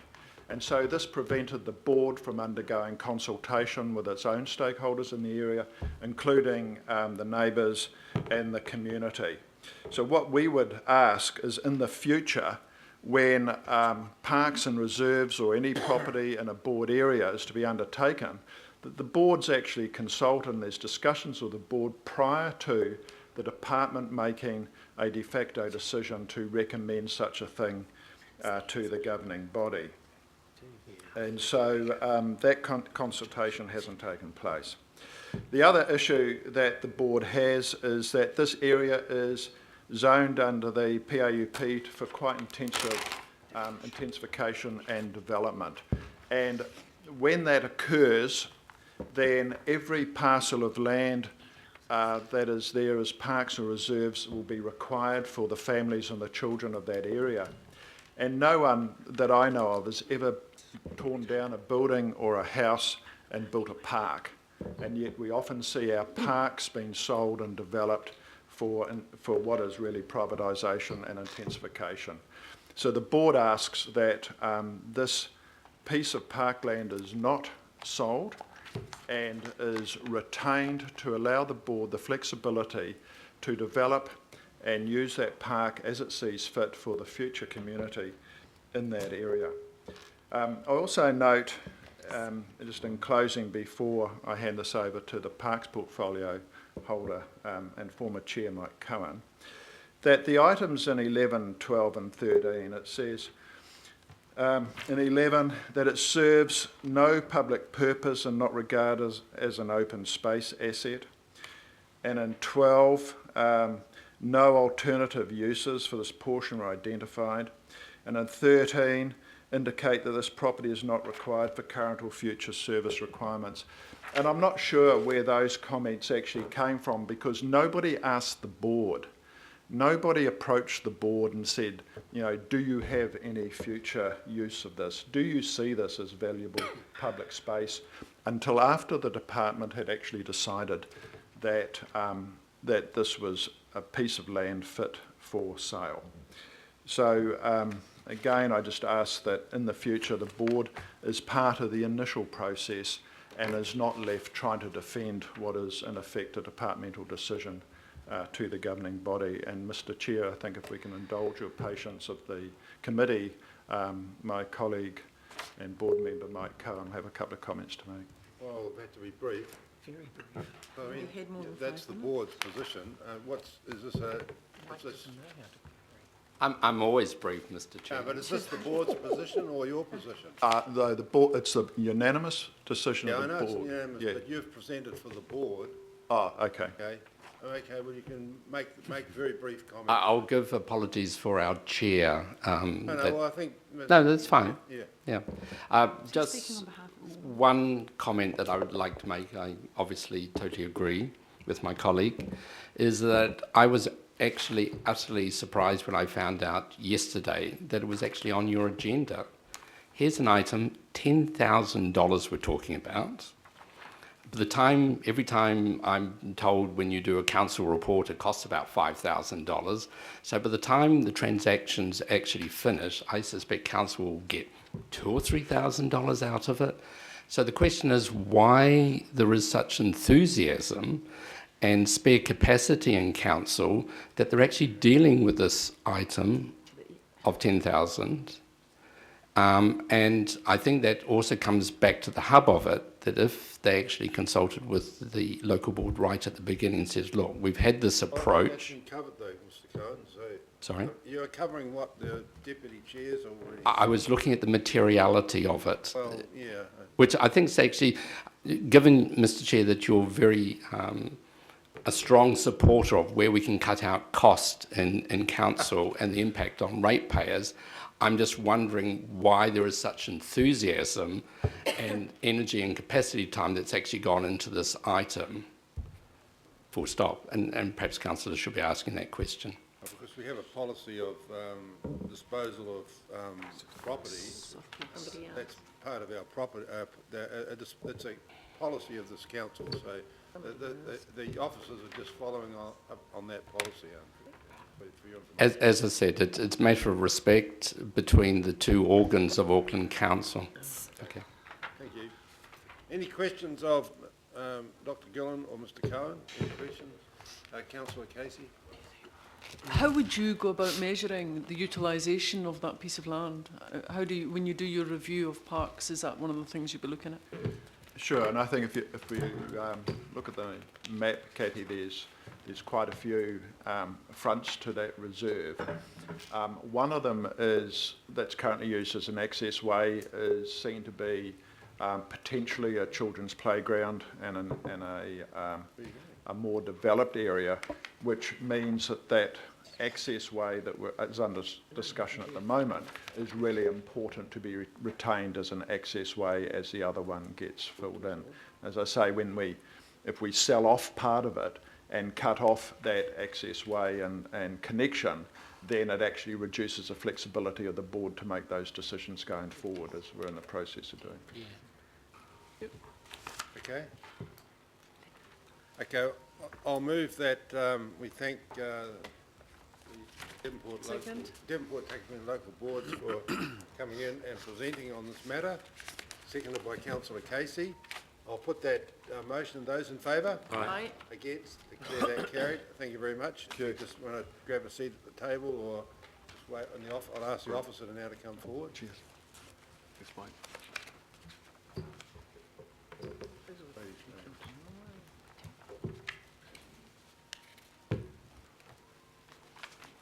Tisha, welcome. Thank you.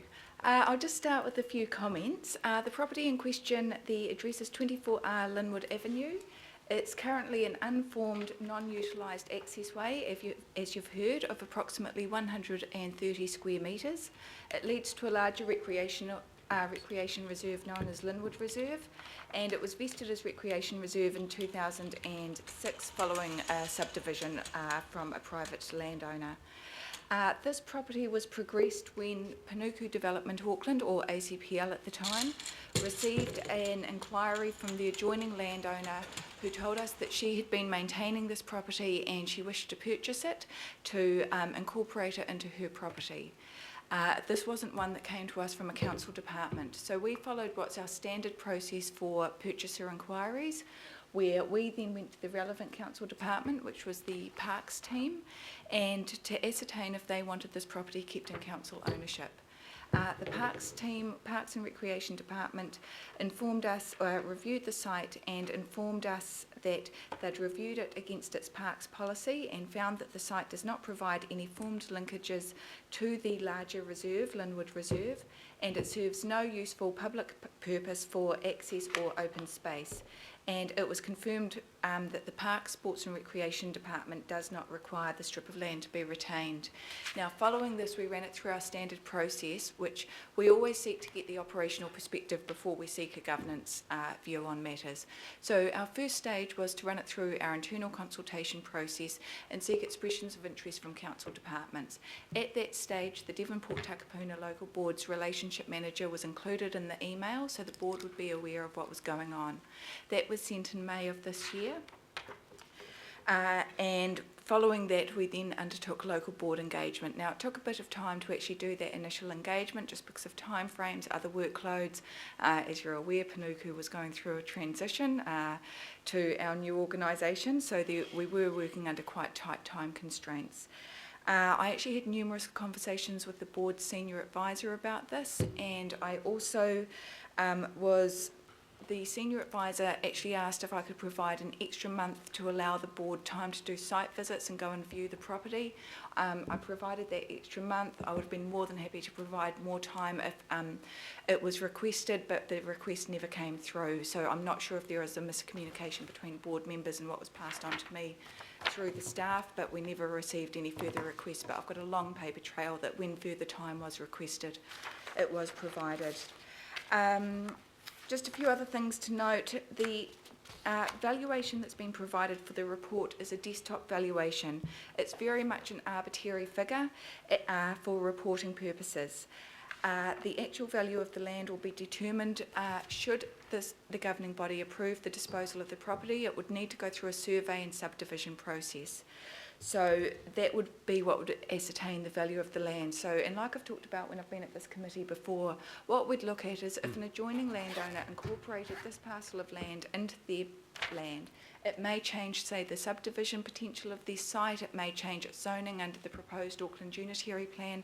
So all of that would be taken into account, but we're very, very mindful that we don't want to incur the cost to council of actually doing this work until we're aware of what the governing body decides, because it may well be a complete waste of everyone's time and resources. So we're waiting for a governing body decision before we figure out if we proceed with that, and that would be what would provide the valuation. It is set up as, or it would form part of Panuku's normal terms and conditions that we run through, and we always seek to obtain best value to council. Also, in how we run this process for when we receive purchaser inquiries, we're very, very mindful of the fact that these are often portions of land which have a very small value, so the costs, regardless of the outcome, are borne by the person who's making the inquiry. Otherwise, there may be a negative cost to ratepayers if it was, say, our time that was being used to pursue these. So I hope that answers any questions that you may have, but I'm happy to answer any further questions. There's just one other point to make. There is a fully formed accessway, and this was the points of the Parks team. And I've also done a site visit to the property. 3 or 4 houses up the road, there's a very wide open, fully formed access way. Now, if you see from the photo that I've included in the report, this is a very, very small access way, and if that was to be formed, it wouldn't actually meet community safety guidelines for an access way.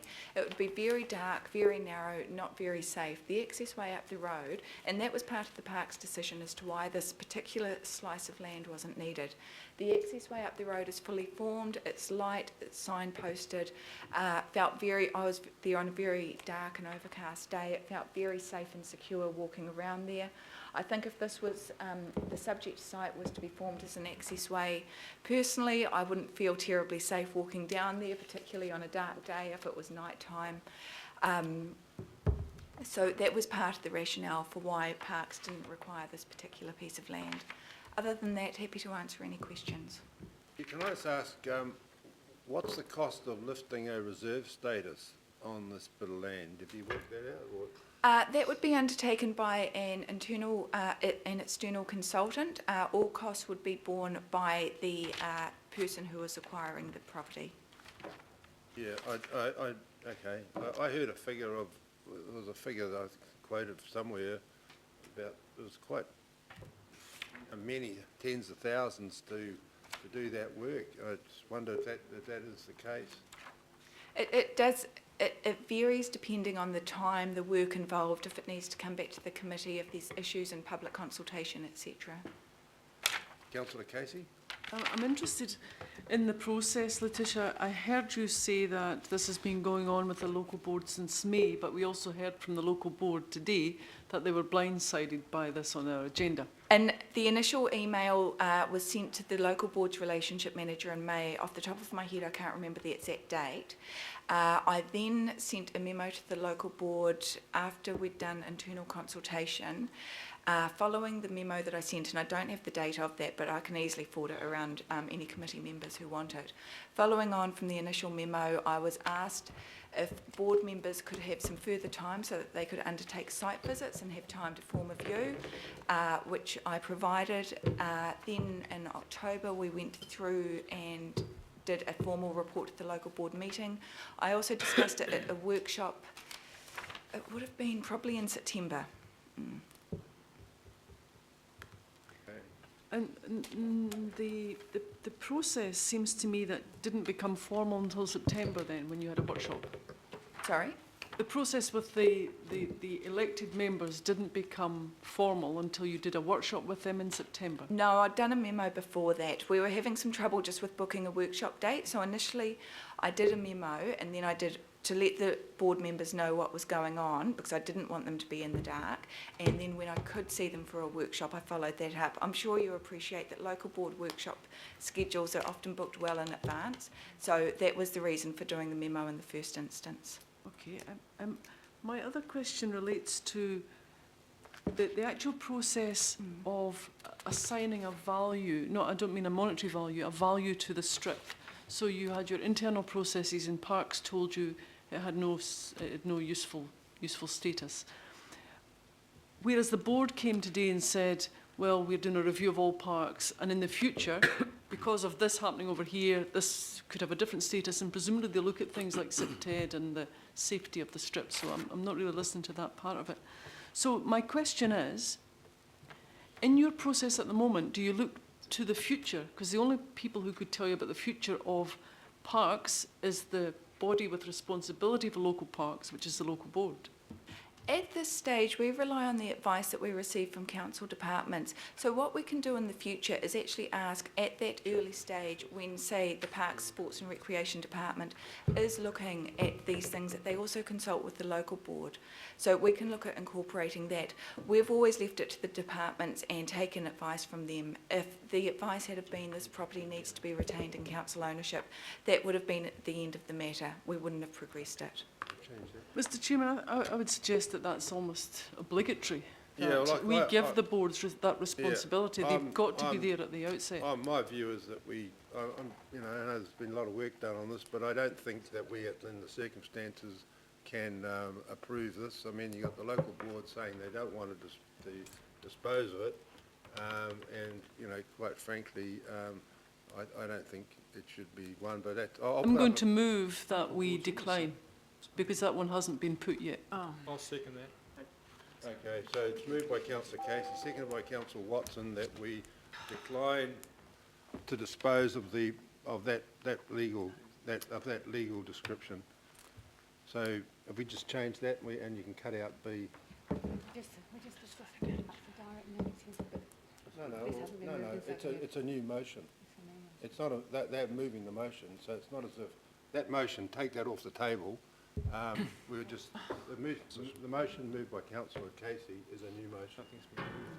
But is that a directive from the chair, No. Mr. Chairman, is that a directive from the chair that you're removing that whole, so we don't get a chance to debate that now? No, well, you can debate it, but it's been We moved can't- well, it's been moved. I'm saying a motion is going on the floor that we decline that request. That'll be there. Now then you can. Well, that's a direct that's a direct The other one opposite. I'm just telling you, hasn't I'm been just put- saying, councillor Cooper, until a motion comes on the floor, we aren't. Okay, well, I'll debating- move that motion, that Well, recommendation. I'm sorry to then. say, but councillor Casey and councillor Watson have already moved the motion, so. Well, we didn't hear, I'm sorry, Mr. Chairman, can I please have a ruling on that? Because you can't remove that unless it's a chair's directive. You're saying that we're removing that option now, and you're substituting it with a new one. Yeah. So is that what you're saying? Yes.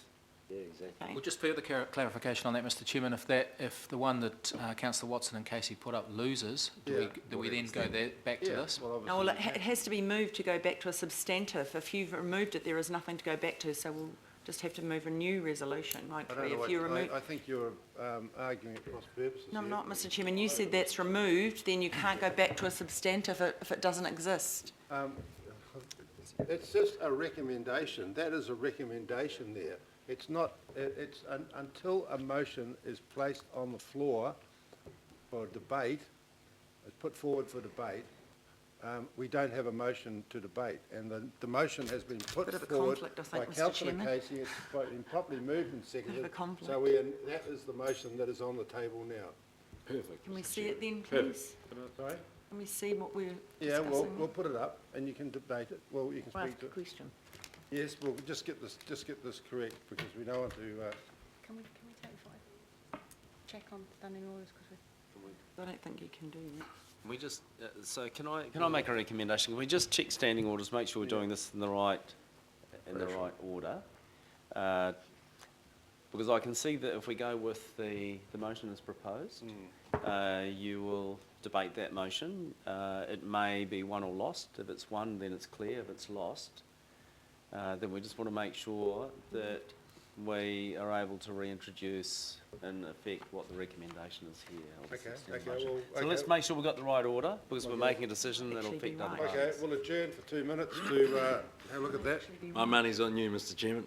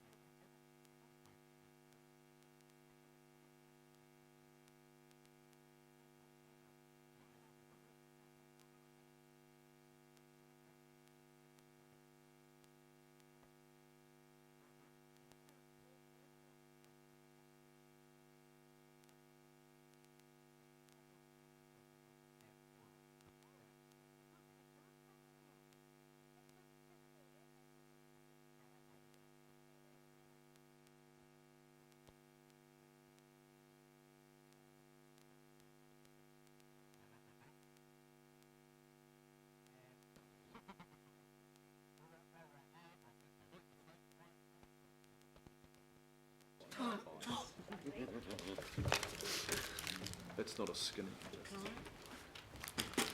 Right, the motion which has been moved by councillors Casey and Watson is on the table for debate.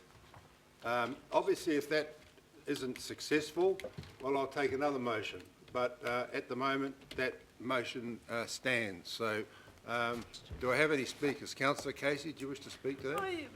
I've said my piece. I'll just restate that if a local board comes to us telling us that they've got plans for the park, they are actually they have the responsibility for local parks. So it's almost like stomping on them if we say, well, actually, we know better and we'd like to sell this now and not give you the chance to have that in your pot as you make your decision about the future of that park.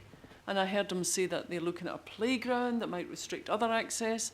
I heard Panuku Development say they have concerns about SIPTED, but that's a local board issue too. If they want to improve the safety, then that's up to them. And Arthur had a worry about who was going to maintain it. Again, that's up to the local board. If the parks don't want to, the local board will certainly find a use for it. Who uses it? I would walk my dog down there. Not that I live on the shore, but who would use it? I think we need to find out.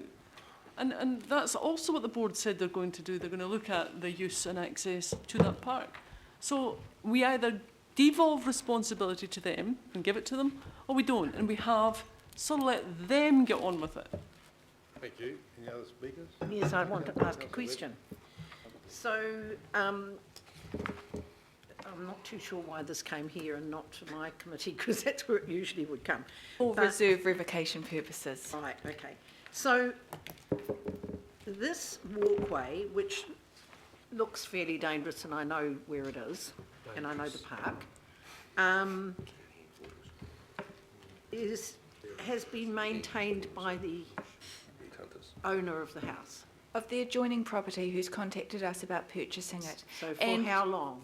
I'm not sure of the time frame, but the initial email that we got from the adjoining owner said that there's a piece of council-owned land next to my property.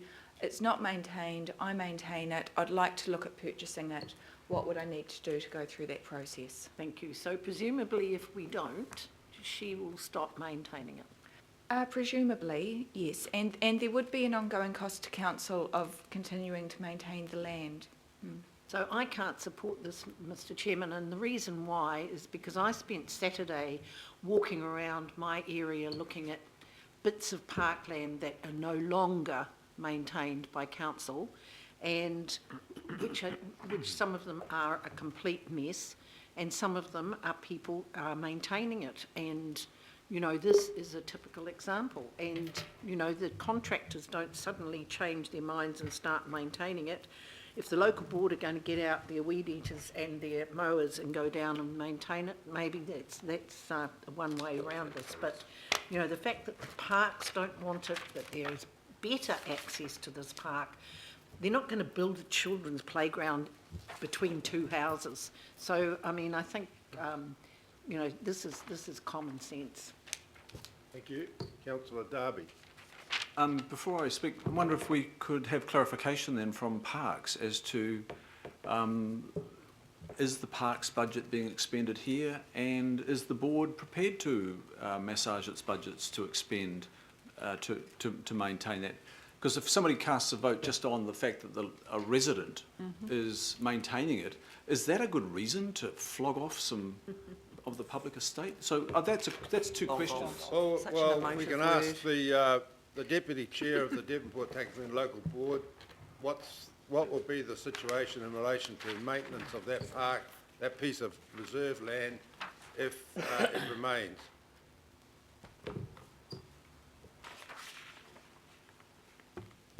Thank you, Mr. Chair. And no, just that question. Yeah, I'd be very surprised to hear that Parks are maintaining all of the reserve and not that little strip. But I might say one of the big problems we do have on the North Shore is that private residents cannibalise public park and incorporate them into their private sections. And this is something that we've been resisting for a long time, and incorporate them back into parks. And just because somebody has cannibalised a piece of section, I don't know that that's happened here, doesn't mean to say we should just hand it over and allow them to do so. Thank you, thank you. So look, I think that's answered it. I mean, the board has expressed a deep interest in holding this particular parcel. I've inspected this particular parcel. It was just after school closed, and there were kids entering that point, and they were taking a shortcut. Now, we're told that it is non-utilised. I was only there for 10 minutes to inspect it, and 2 kids, little backpacks, and they were coming from the road and cutting through the park at that point. And I know it dips away, but we have, on the North Shore and all over Auckland, members, we have got parcels of land that are currently access ways that are this skinny, that have got board fences to 1.8 metres, and we don't close them down. This is a generous, if you look at that image there, and for those that haven't got there, you can see right through to the park. And look, there's a bit of a dip, but it's a bit of a dip. There's dips all over Auckland, and particularly in that area of Sunny Nook. They're used to dips. Yeah.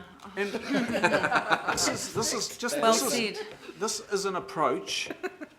This is an approach from a landowner who wants to maximise the value of their land. They don't have enough land to subdivide, so they get our land, and then they get massive uplift.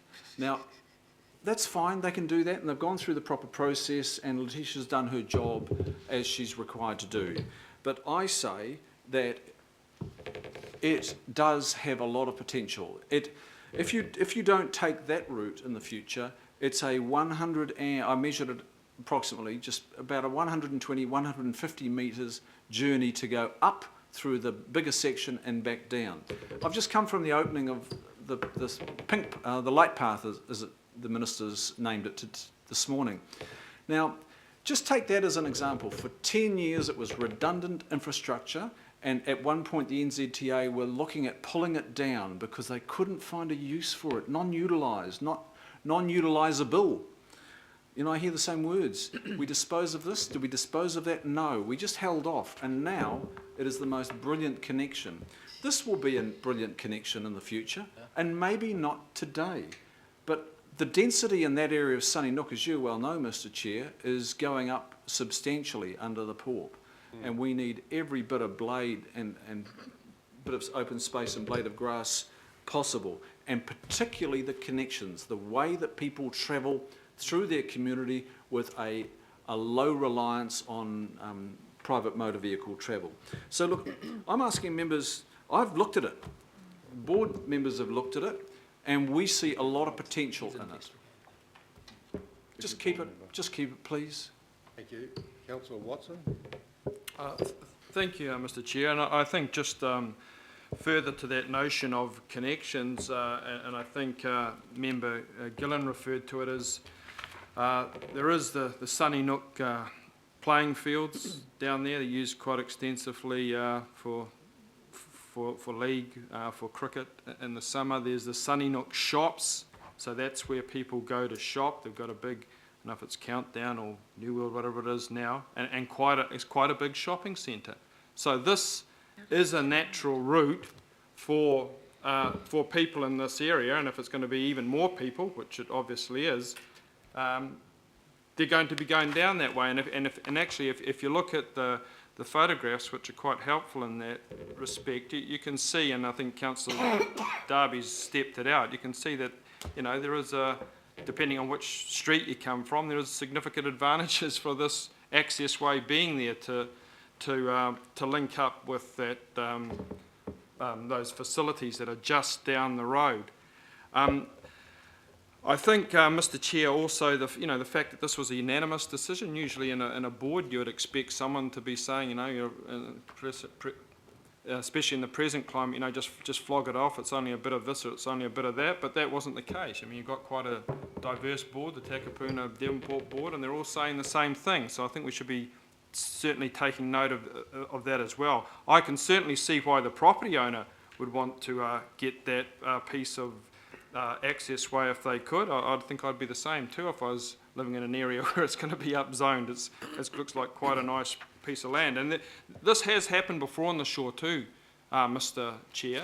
I can think of the situation in accessing Birkenhead College, and I think it was a ministry that hocked that off, where they took out a little strip like that.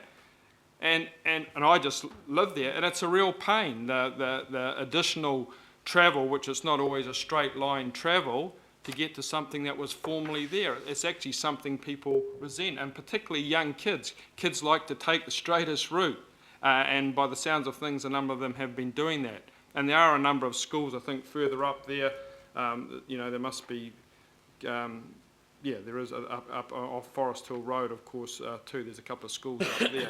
So I just think that, the salient points here, that unanimity of view from the local board and by the sounds of things, the ward councillors, which I know sometimes are ignored, but I don't think they should be ignored in this instance. And secondly, this wider view that the board have signalled that they do want to do some work into a cycle and walking network, and this particular reserve bounded by 1, 2, 3 fairly significant roads is obviously ideal for that such a plan to encourage people, and to encourage people by making the shortest route. I think the safety concerns, to be honest, are being exaggerated here. And as with all accesses like this, they're dealt to by putting up a light, like any access way or paving it or whatever. The point is, we should not be moving prematurely to cut off the work the local board has signalled that it wants to do. We shouldn't be taking that down, especially in an area that's going to undergo significant intensification, because that's what we're getting told, aren't we, all along, that if areas are going to intensify, we are going to provide for them in open space or access ways or connections. This is a built-up environment. It's not a green field. You can't start putting in access ways that don't exist, not without paying a lot of money. So I think for all those reasons that we certainly should be listening to the local board and to the ward councillors. Thank you. Thank you. I'm going to take a speaking turn. I'm going to say that this council has talked a lot about walking, cycling, as opposed to using motor vehicles. And, the Sunny Nook area would be one of the best exemplars of that concept in Auckland at the moment. And the Sunny Nook bus station, which was put in there as just a whistle-stop type of location, has become one of the most prolific locations for passenger numbers that I think that we have on the whole rapid transit network. And that has also been helped by the introduction of a walkway that this council and Auckland Transport put in. It was North Shore's council started off for, and then Auckland Transport finished it, where people can walk through from Kapiti Place through to that bus station. So we put it through. People use it in droves, and that is the same situation in other parts of that area. And as I said, it's going to be an area that's going to have a lot more intensification in the future, and I think it's just short-sightedness if we just take an idea and go and say, oh look, we'll override the board, don't worry about what they say, we'll do this because we've got this policy of getting rid of surplus land. This is not surplus land, this is a surplus piece of reserve, you'll say, it would be. And we've got to uplift the reserve status. Now, why did the council in the past go and put a reserve status on this land? And that's what the status is. And I think it's a big thing to start uplifting reserve status and then disposing of the land in these circumstances, especially when the local board don't support it. So I'm not going to be supporting it. And look, councillors, I hope that you'll support me and Councillor Darby and the local board. I don't believe I have a conflict of interest in one way, any way possible here, because I am the representative of, elected to represent the whole of Auckland, and I do live in the next suburb over, but I don't think that gives me any reason or anybody can say that I have got a conflict here. So I think this has been properly put, and I ask that councillors support the motion. Thank you. Councillor Penrose. Yeah, thanks, Mr. Chair. I just want to make a comment. Has there been any feedback from the police? And why I say that is because we're quite the opposite in the south. We want some of the walkways closed down.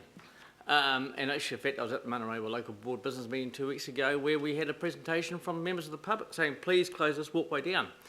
And I didn't want to say in front of them, but it's a mission, absolute mission. When it's Crown land, it's a mission. And we tried out under Papakura, under the old PDC days, to close about 4 or 5 of them down. And failed because it's a mission. And why? Because they were unsafe. But I'm looking at here, and there's 3 entry points to this reserve. 3 massive entry points.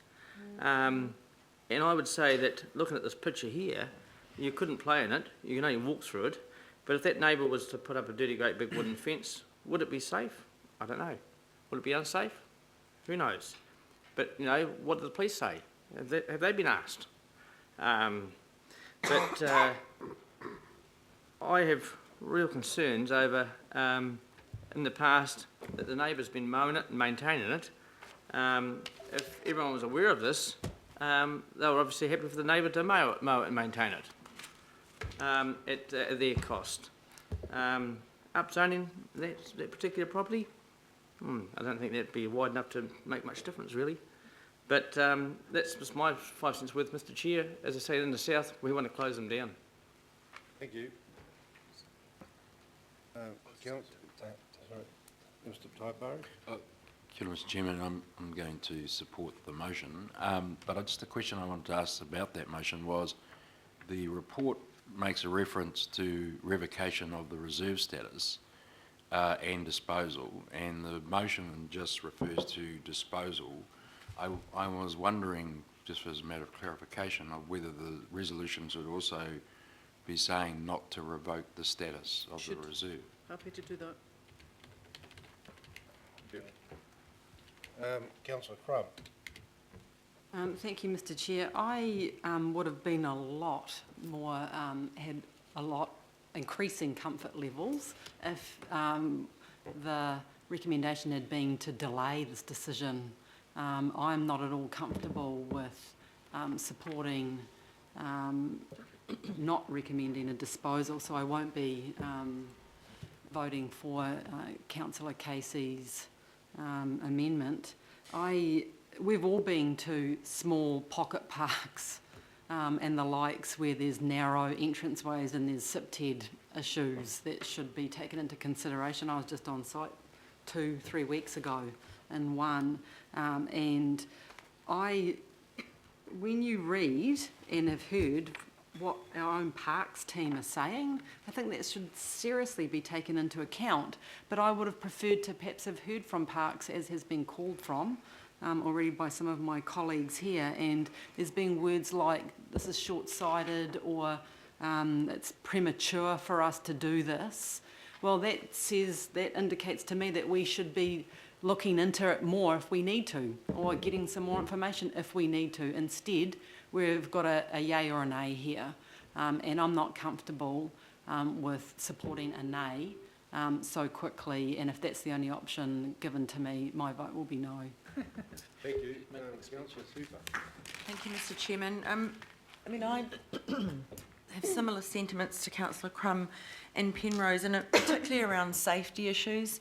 I mean, there's been a lot of this sort of, you know, it's the kind of development in the North Shore, the similar types of cul-de-sac developments, etc., that end up having lots of these unsafe little walkways between houses, and the cost of maintenance for graffiti, fences, all of that sort of thing is huge with not much value quite often. And I've had to deal with these issues quite a lot from Ranui right up to West Harbour when I was a Waitakere councillor.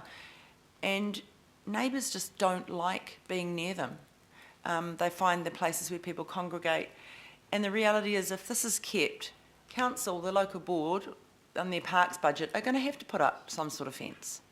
If you want to delineate that, because it's not been cannibalised, it's just there because it hasn't been demarked with any kind of fence. And so it's understandable that the person there thinks, well, I'm mowing my own lawn. Well, I don't want that messy bit there. I want, I've got to look at that all the time. They've done it. I don't think it's an issue of cannibalisation where we see in other situations. So the safety issue is an issue for me. The other issue is around, you know, maybe delay it, because all we've heard is we might want to do this and we might want to do that. And my concern around that is, if you're putting a playground up, you're not going to block that is not going to block the access. You'd want that nice and open so people could come into the park right by the playground. So I find that one a hard one to take seriously. It has huge access. In the days where we're saying to kids, come on, get out of your cars, go on your bike, another 100 metres or 150 metres to walk is not a big issue.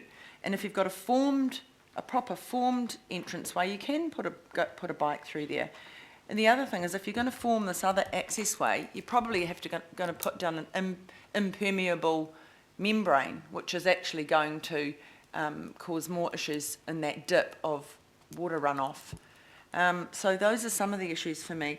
The other one is around our policies. We've got policies which this council has set, and they've all been consulted on with local boards about what criteria we use, the steps we go through or our staff, we direct our staff through our policies, how to do things. And then we turn around now and go, no, we don't like the way you did it. Well, it's set out in the policies. They're doing what we've prescribed in our policies, and now we have local boards saying, no, we don't like the way you're doing it. Well, they've all been signed off. So I'm really concerned that every time we get something brought to us, it's like, let's make up another policy on the hop, or we don't like this one. And that's the concern. We've got policies for a reason. We can't make every single little decision on our own, or every little decision. That's why we've delegated a lot of this to our staff with really clear guidelines and policies. So it's almost like we want our cake and eat it too when it suits us, and we can't keep doing that because it'll just become overwhelming and also undermines the work our staff have done in good faith. And that's the higher level issue that I'm concerned about. So for me, it sets a kind of precedent. This means that if we follow the current policies that we've got, every time something comes to us, we'll have a local board or councillors in that area going, no, don't like that. I don't like the way we did it. But the staff are just doing it the way it's prescribed. So that starts to set a really dangerous precedent. So for me, the costs of maintenance, if this is actually developed for very little value, is going to be huge and unnecessary. So I can't support this. If it's to be delayed, that's fine. I mean, it needs to be. I mean, it's a shame it needs a whole lot of extra work for 130 square metres. There's lots of examples of this where we need to tidy up things. We do need to tidy up stuff, and there's an example where we can do it, and we're just rejecting it out of hand on principle rather than common sense and practical application of the policies we've got. That's why I can't support this, Mr. Chairman. Thank you. Councillor Cashmore. Just a question to your good self, sir, or to Mr. Kimpton. If this proposal not to revoke goes forth, does that mean that the land could not be put up for sale by the revocation of the status in the future? Look, Tisha, you might want to add to it, but there's no reason why this couldn't be brought back to this committee if there was a decision to consider revoking it in the future. The local board could bring that. So if the local board develops its plans and decides that, okay, now we have got a park plan, this particular access way being narrow and potentially unsafe is not required, then they could potentially approach the owner, whether it's the same owner or not, for sale. So it's not precluding it happening in the future. So Letitia, do you want to comment on this? And then I do have one other suggestion, but is there anything you want to add? Sure. What we'd normally do is these parcels of land would come to us if a council department had declared them surplus. They are incredibly difficult to dispose of. What we always do is, because we can't put them on the open market, they can only go to an adjoining landowner.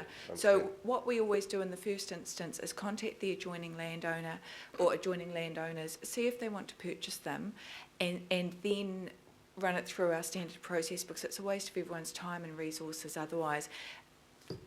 Honestly, 99 times out of 100, no one's interested in purchasing them. And sometimes that's the case where people have built fences over the top of them, sleep outs on the top of them, like you name it, we've seen it. Yeah. And they've been completely formed, utilised, incorporated into someone's property, and they're getting it for ratepayers' benefit, essentially. We're still continuing to actually own those properties. There's no benefit to anyone else. It's in someone's private use.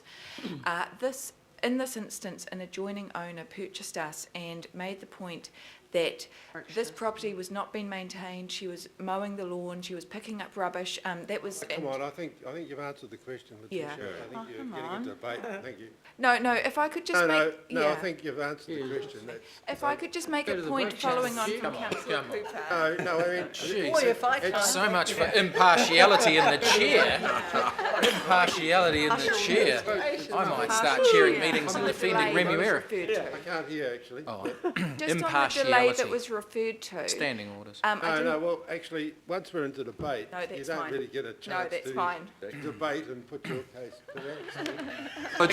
Particularly your case, Councillor Letitia. Casey. Yeah, your case. Your case, Casey. Letitia's. Mr. Chairman, He's still just finishing. furthering to the answer that I've got then, potentially that this area is going to be intensified because it's got an uplift zoning, then, and if this bit of land adds to that particular property, enables them to actually create more subdivision, then it could actually come forward in the future, so. Yeah. Okay. If no other speakers, I'll put you might have replied. I thought Dean was going to say something. All right, I've listened to everybody's comments. I have nothing further to You dare not. Oh, that's some partial. A couple of things I've heard so far is Parks didn't say it was unsafe. They said, quote, it's a non-utilised access way. We had one councillor who went on site and two kids walked down it. We have a worn path. Look at the picture. How can a non-utilised access way have a worn path? Look at the picture. It's the woman. It's not 1.2 The metres. neighbour mowing it every bloody week. Well, it's 1 point. Well, I just She's heard mowing Letitia it. say the neighbour's picking up rubbish. Who's dropping the rubbish? The kids using the access way. It's the other neighbour. Those kids should not Councillor be on Darby there. during his inspection. Neighbours from hell. Going down the road. Order, please. Throwing it. The Littering access children. way is not 1.2 metres wide, it's 3 metres wide. It's up to the local board to make it safe, to make it more usable, to dress it up, to sign it up. They can do whatever they want because we gave them that responsibility. So please don't stomp on this local board. They had unanimous rejection of this. That's why I hope everybody will be Unanimous rejection? supporting the rejection of the sale and the rejection of the revocation of our land. And I'll tell you what, lots and lots of people are watching this decision because they've been reading the Herald and they know that there's whole parcels of land throughout Auckland all being primed for sale because that's what Bernard's been saying. So everybody's watching this one. Sorry, it's the first, Letitia, but it's got to be a no. And it will be a no anytime the local board come to me and say we have a better use for it. Because this is meant to be surplus to requirements. This land isn't surplus to requirements. It's an access way for a local park that they want to keep. So let them keep it. Okay. By division. I'll put the by division, put the vote. Councillor Nye. Aye. Councillor Brewer. No. Councillor Casey. Yes. Councillor Cashmore. Yes. Councillor Cooper. No. Councillor Darby. 4. Councillor Crum. Against. Member Taipari. 4. Councillor Penrose. No. Councillor Stewart. No. Councillor Sir John Walker. Councillor Watson. Yes. Councillor Webster. No. Member Wilcox. Yes. Yes. Hung Parliament. It's carried 8 to 7. That completes that. Thank you, Letitia. Thank you. You can go now. I just wonder, do you think there needs to be another motion? Look, so I think I was just reflecting on it with the chair. We've effectively voted not to revoke this reserve status of the land, and so that's fine. The decision is the decision, but I'm wondering if the obligation that sits alongside that is to make sure, in partnership with the local board, we care for that land and we do what needs to be done to it. So I think that's the deal, to put it in a colloquial fashion. And we need to be able to match up in that way, have the right conversation with the landowner and agree with the local board how that piece of land will now be properly cared for under council management, not leaving it to the landowner. Local budget. Mr. Chair, I hope that's the case because we don't do it very good in their walkways out south either. Terribly look after them. We can leave that with you, Deputy Chair Gillen. Not giving them any more money. Thank you, Mr. Chair. Does that mean that the board gets extra funding? No, absolutely. We can be clear on that. The Alliance Party lives on. Nice try. Yes, they could have taken the money from it. I think it's good to have the board members here. They've heard our direction from the Chief Operating Officer, and they'll go away and start the process to do that work. Thank you very much, everybody. Thank you, Letitia. Thank you. We now go to item number 13. I want to thank you for your impartiality, Mr. Chairman. That was very good. This is a better governance. a approval of a submission This is retrospectively. I'll move it. Moved by Councillor Webster, seconded by Councillor Cashmore. I'll put that motion. Those in favour? Aye. Against? Moved by Councillor Webster. Yeah. And now it shows that I'm here when you actually... It doesn't matter. It's a retrospective thing. Councillor Cashmore. Yeah. So I'll declare that carried. Thank you, Yeah, people. thank you. For having confidence in the submission that was signed. I signed off there. Thank you. Much appreciated. I love the me. We now go to item 14, the Rainbow Communities Advisory Panel Work Program for 2015-16 financial year. Officer there. Yeah. Good afternoon. Do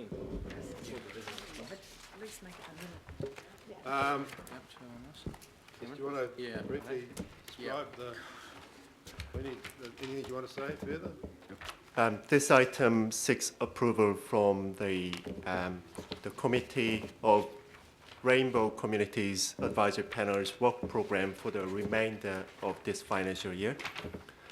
April this year, governing body established the Rainbow Communities Advisory Panel, and accordingly, 12 members have been appointed.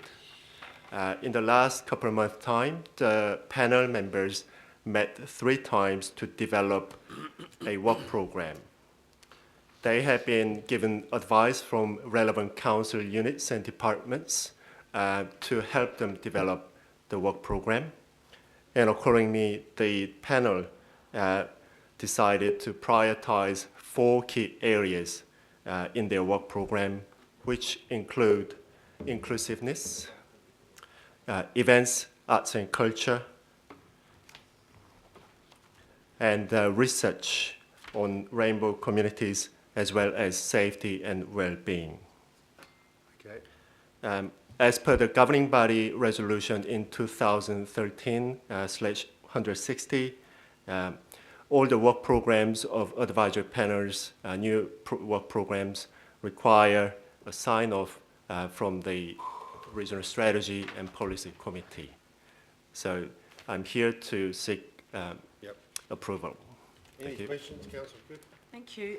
Just in terms of, I know we've got a drug and we obviously have a drug and alcohol policy because it says we do in the relevant council policies and strategies, but where does the sexual health issue fit in? Because I know with the youth advisory panel we said we didn't work in that area, but we could be advocating to district health boards or Ministry of Health. So can I just be advised of the sort of equity around that, where we can't do that with youth advisory panel? So it isn't one of our areas of council work.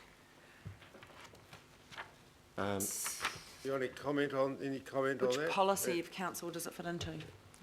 Yeah. Yes.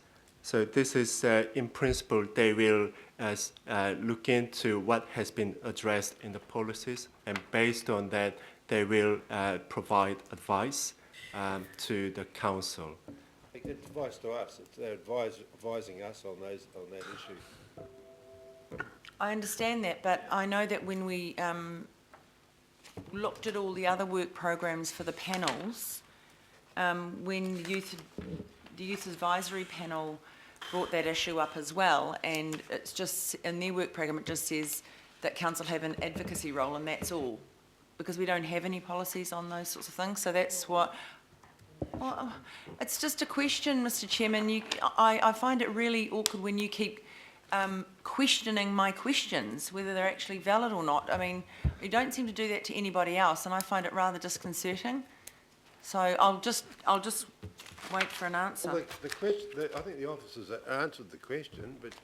Well, no, not to my satisfaction. Well, maybe not to your satisfaction, but well, what's the point of me asking it then? Is it got to be to your dissatisfaction or mine? Otherwise... I think it's to a standard of reasonableness. I mean, well, I think... Anyway, no.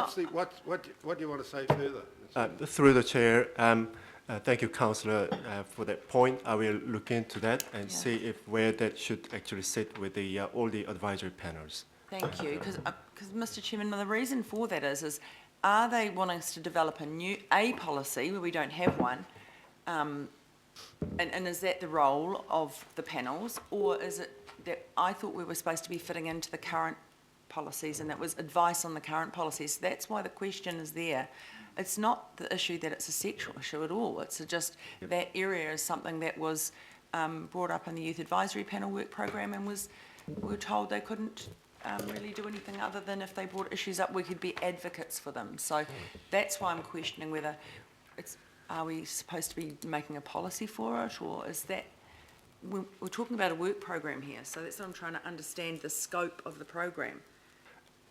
Through the chair, so the section that you are looking at, the relevant council policies and strategies, that basically means that they are based on the existing policies. Yes. So they will provide advice accordingly based on this. So yes, and that's why we don't have a sexual health policy. Yes. Why I'm wondering why it's there, because the relevant policies are sitting in the column on the right of that, and it's drug and alcohol and another one. So well, I'm going to rule that the Auckland plan has fairly wide-ranging coverage of issues such as this, and I think that it is in the ambit of what Auckland Council is involved in. So that's okay. If you're ruling that we're involved in sexual health, I'm happy to take that, I'm Mr. just Chairman, saying as your interpretation of the Auckland plan. Okay, thank you. Councillor Cashmore. Yes, thank you, Mr. Chair. Austin, just a very quick question. The Office of the Mayor is funding this panel, and the cost, does that include the costs of the staff that are actually doing and formulating and putting together this advice? Or has that just been absorbed in-house? And if it is being absorbed in-house, what, if anything, misses out? The mayoral office provides funding support that covers the membership fees and relevant process operating the meetings, but it doesn't cover at this stage the council officers' cost. Having said that, this is something that has been discussed, and still we will be looking into at the end of the term as to how this can be settled. Thank you. Councillor Casey, you have a question? I'd like to move the recommendation and just say a few words if we're at that stage. Second it. Second it, Councillor Cooper. Thank you. Yes. Yep. The third meeting of the Rainbow Panel was held in this room on Monday night, and the two co-chairs were appointed. That's Jordan Harris and Julie Radford-Poupard.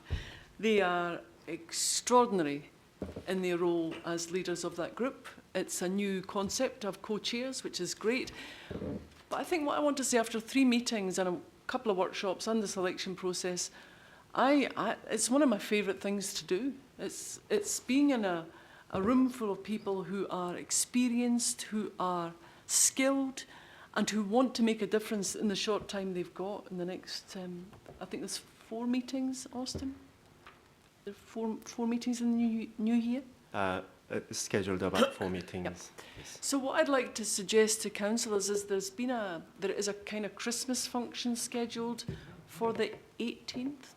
15th of December. Please come along because all the panels will be here. There'll be just a short presentation, but come and get to know them because you will be overwhelmed as the mayor was. You know, it's a great process. It's about inclusiveness, and I'm really, really proud of this council for the advisory panels and the work they're doing. It's great. And I just wanted to say another couple of things about Austin, who's in a new role leading the panels. Great work, Austin. It's fantastic. And to James Hassel, who's the lead officer on the Rainbow panel, brilliant to work with you. And Catherine Wilson, who's the secretary. It's been great. I'm looking forward to next year. Thank you. I'll put the motion. By division, Mr Chair. Those in favour? Oh, that's the division. Louis, he's been caught out here. Caught out of that one. He wasn't expecting it. Okay. He's right now. He's Okay. just... Councillor Brewer. No. Councillor Casey. Is this voting not to receive the work programme? Can I just ask what the consequence of that would be? Well, it doesn't matter. Doesn't matter, we're having a vote. Carry on. Councillor Vice, Casey. Oh, just like the last one, the consequences were... They, on the Vote, approving the please. work No, programme. no. Sorry, I'm checking no what we're discussion voting on. once it's Discussion. started. Vote on anything we Voting Voting. on approving the Rainbow Panels work programme. Of course, yes. Yes. Cashmore. Councillor Darby. 4. Councillor Crum. Against. Councillor Cooper. Yes. Member Taipari. 4. Councillor Penrose. Councillor Stewart. No. Councillor Sir John Walker. 4. Councillor Watson. Yes. Councillor Webster. No. Member Wilcox. Yes. Chair Wood. Yes. It's carried. 9 votes to 5. Thank you. We now move to item 16, which is the work... No, item 15 we moved to. Sorry. Which is the forward work program. And we've also got the programs for the Environment, Climate Change and Natural Heritage Committee, and also the Community Development and Safety Committee, which is draft. Have you got those? Yep. Yep. I don't think if there's any, you've had time to look through these. I'm going to move the recommendation. Yeah, I'll second it. And that includes the other 2, A, B, C and D, seconded by Councillor Penrose. Any discussion? No. I'll put the motion. Those in favour? Aye. Against? Declare that carried. Thank you. We now move to item 16, which is the...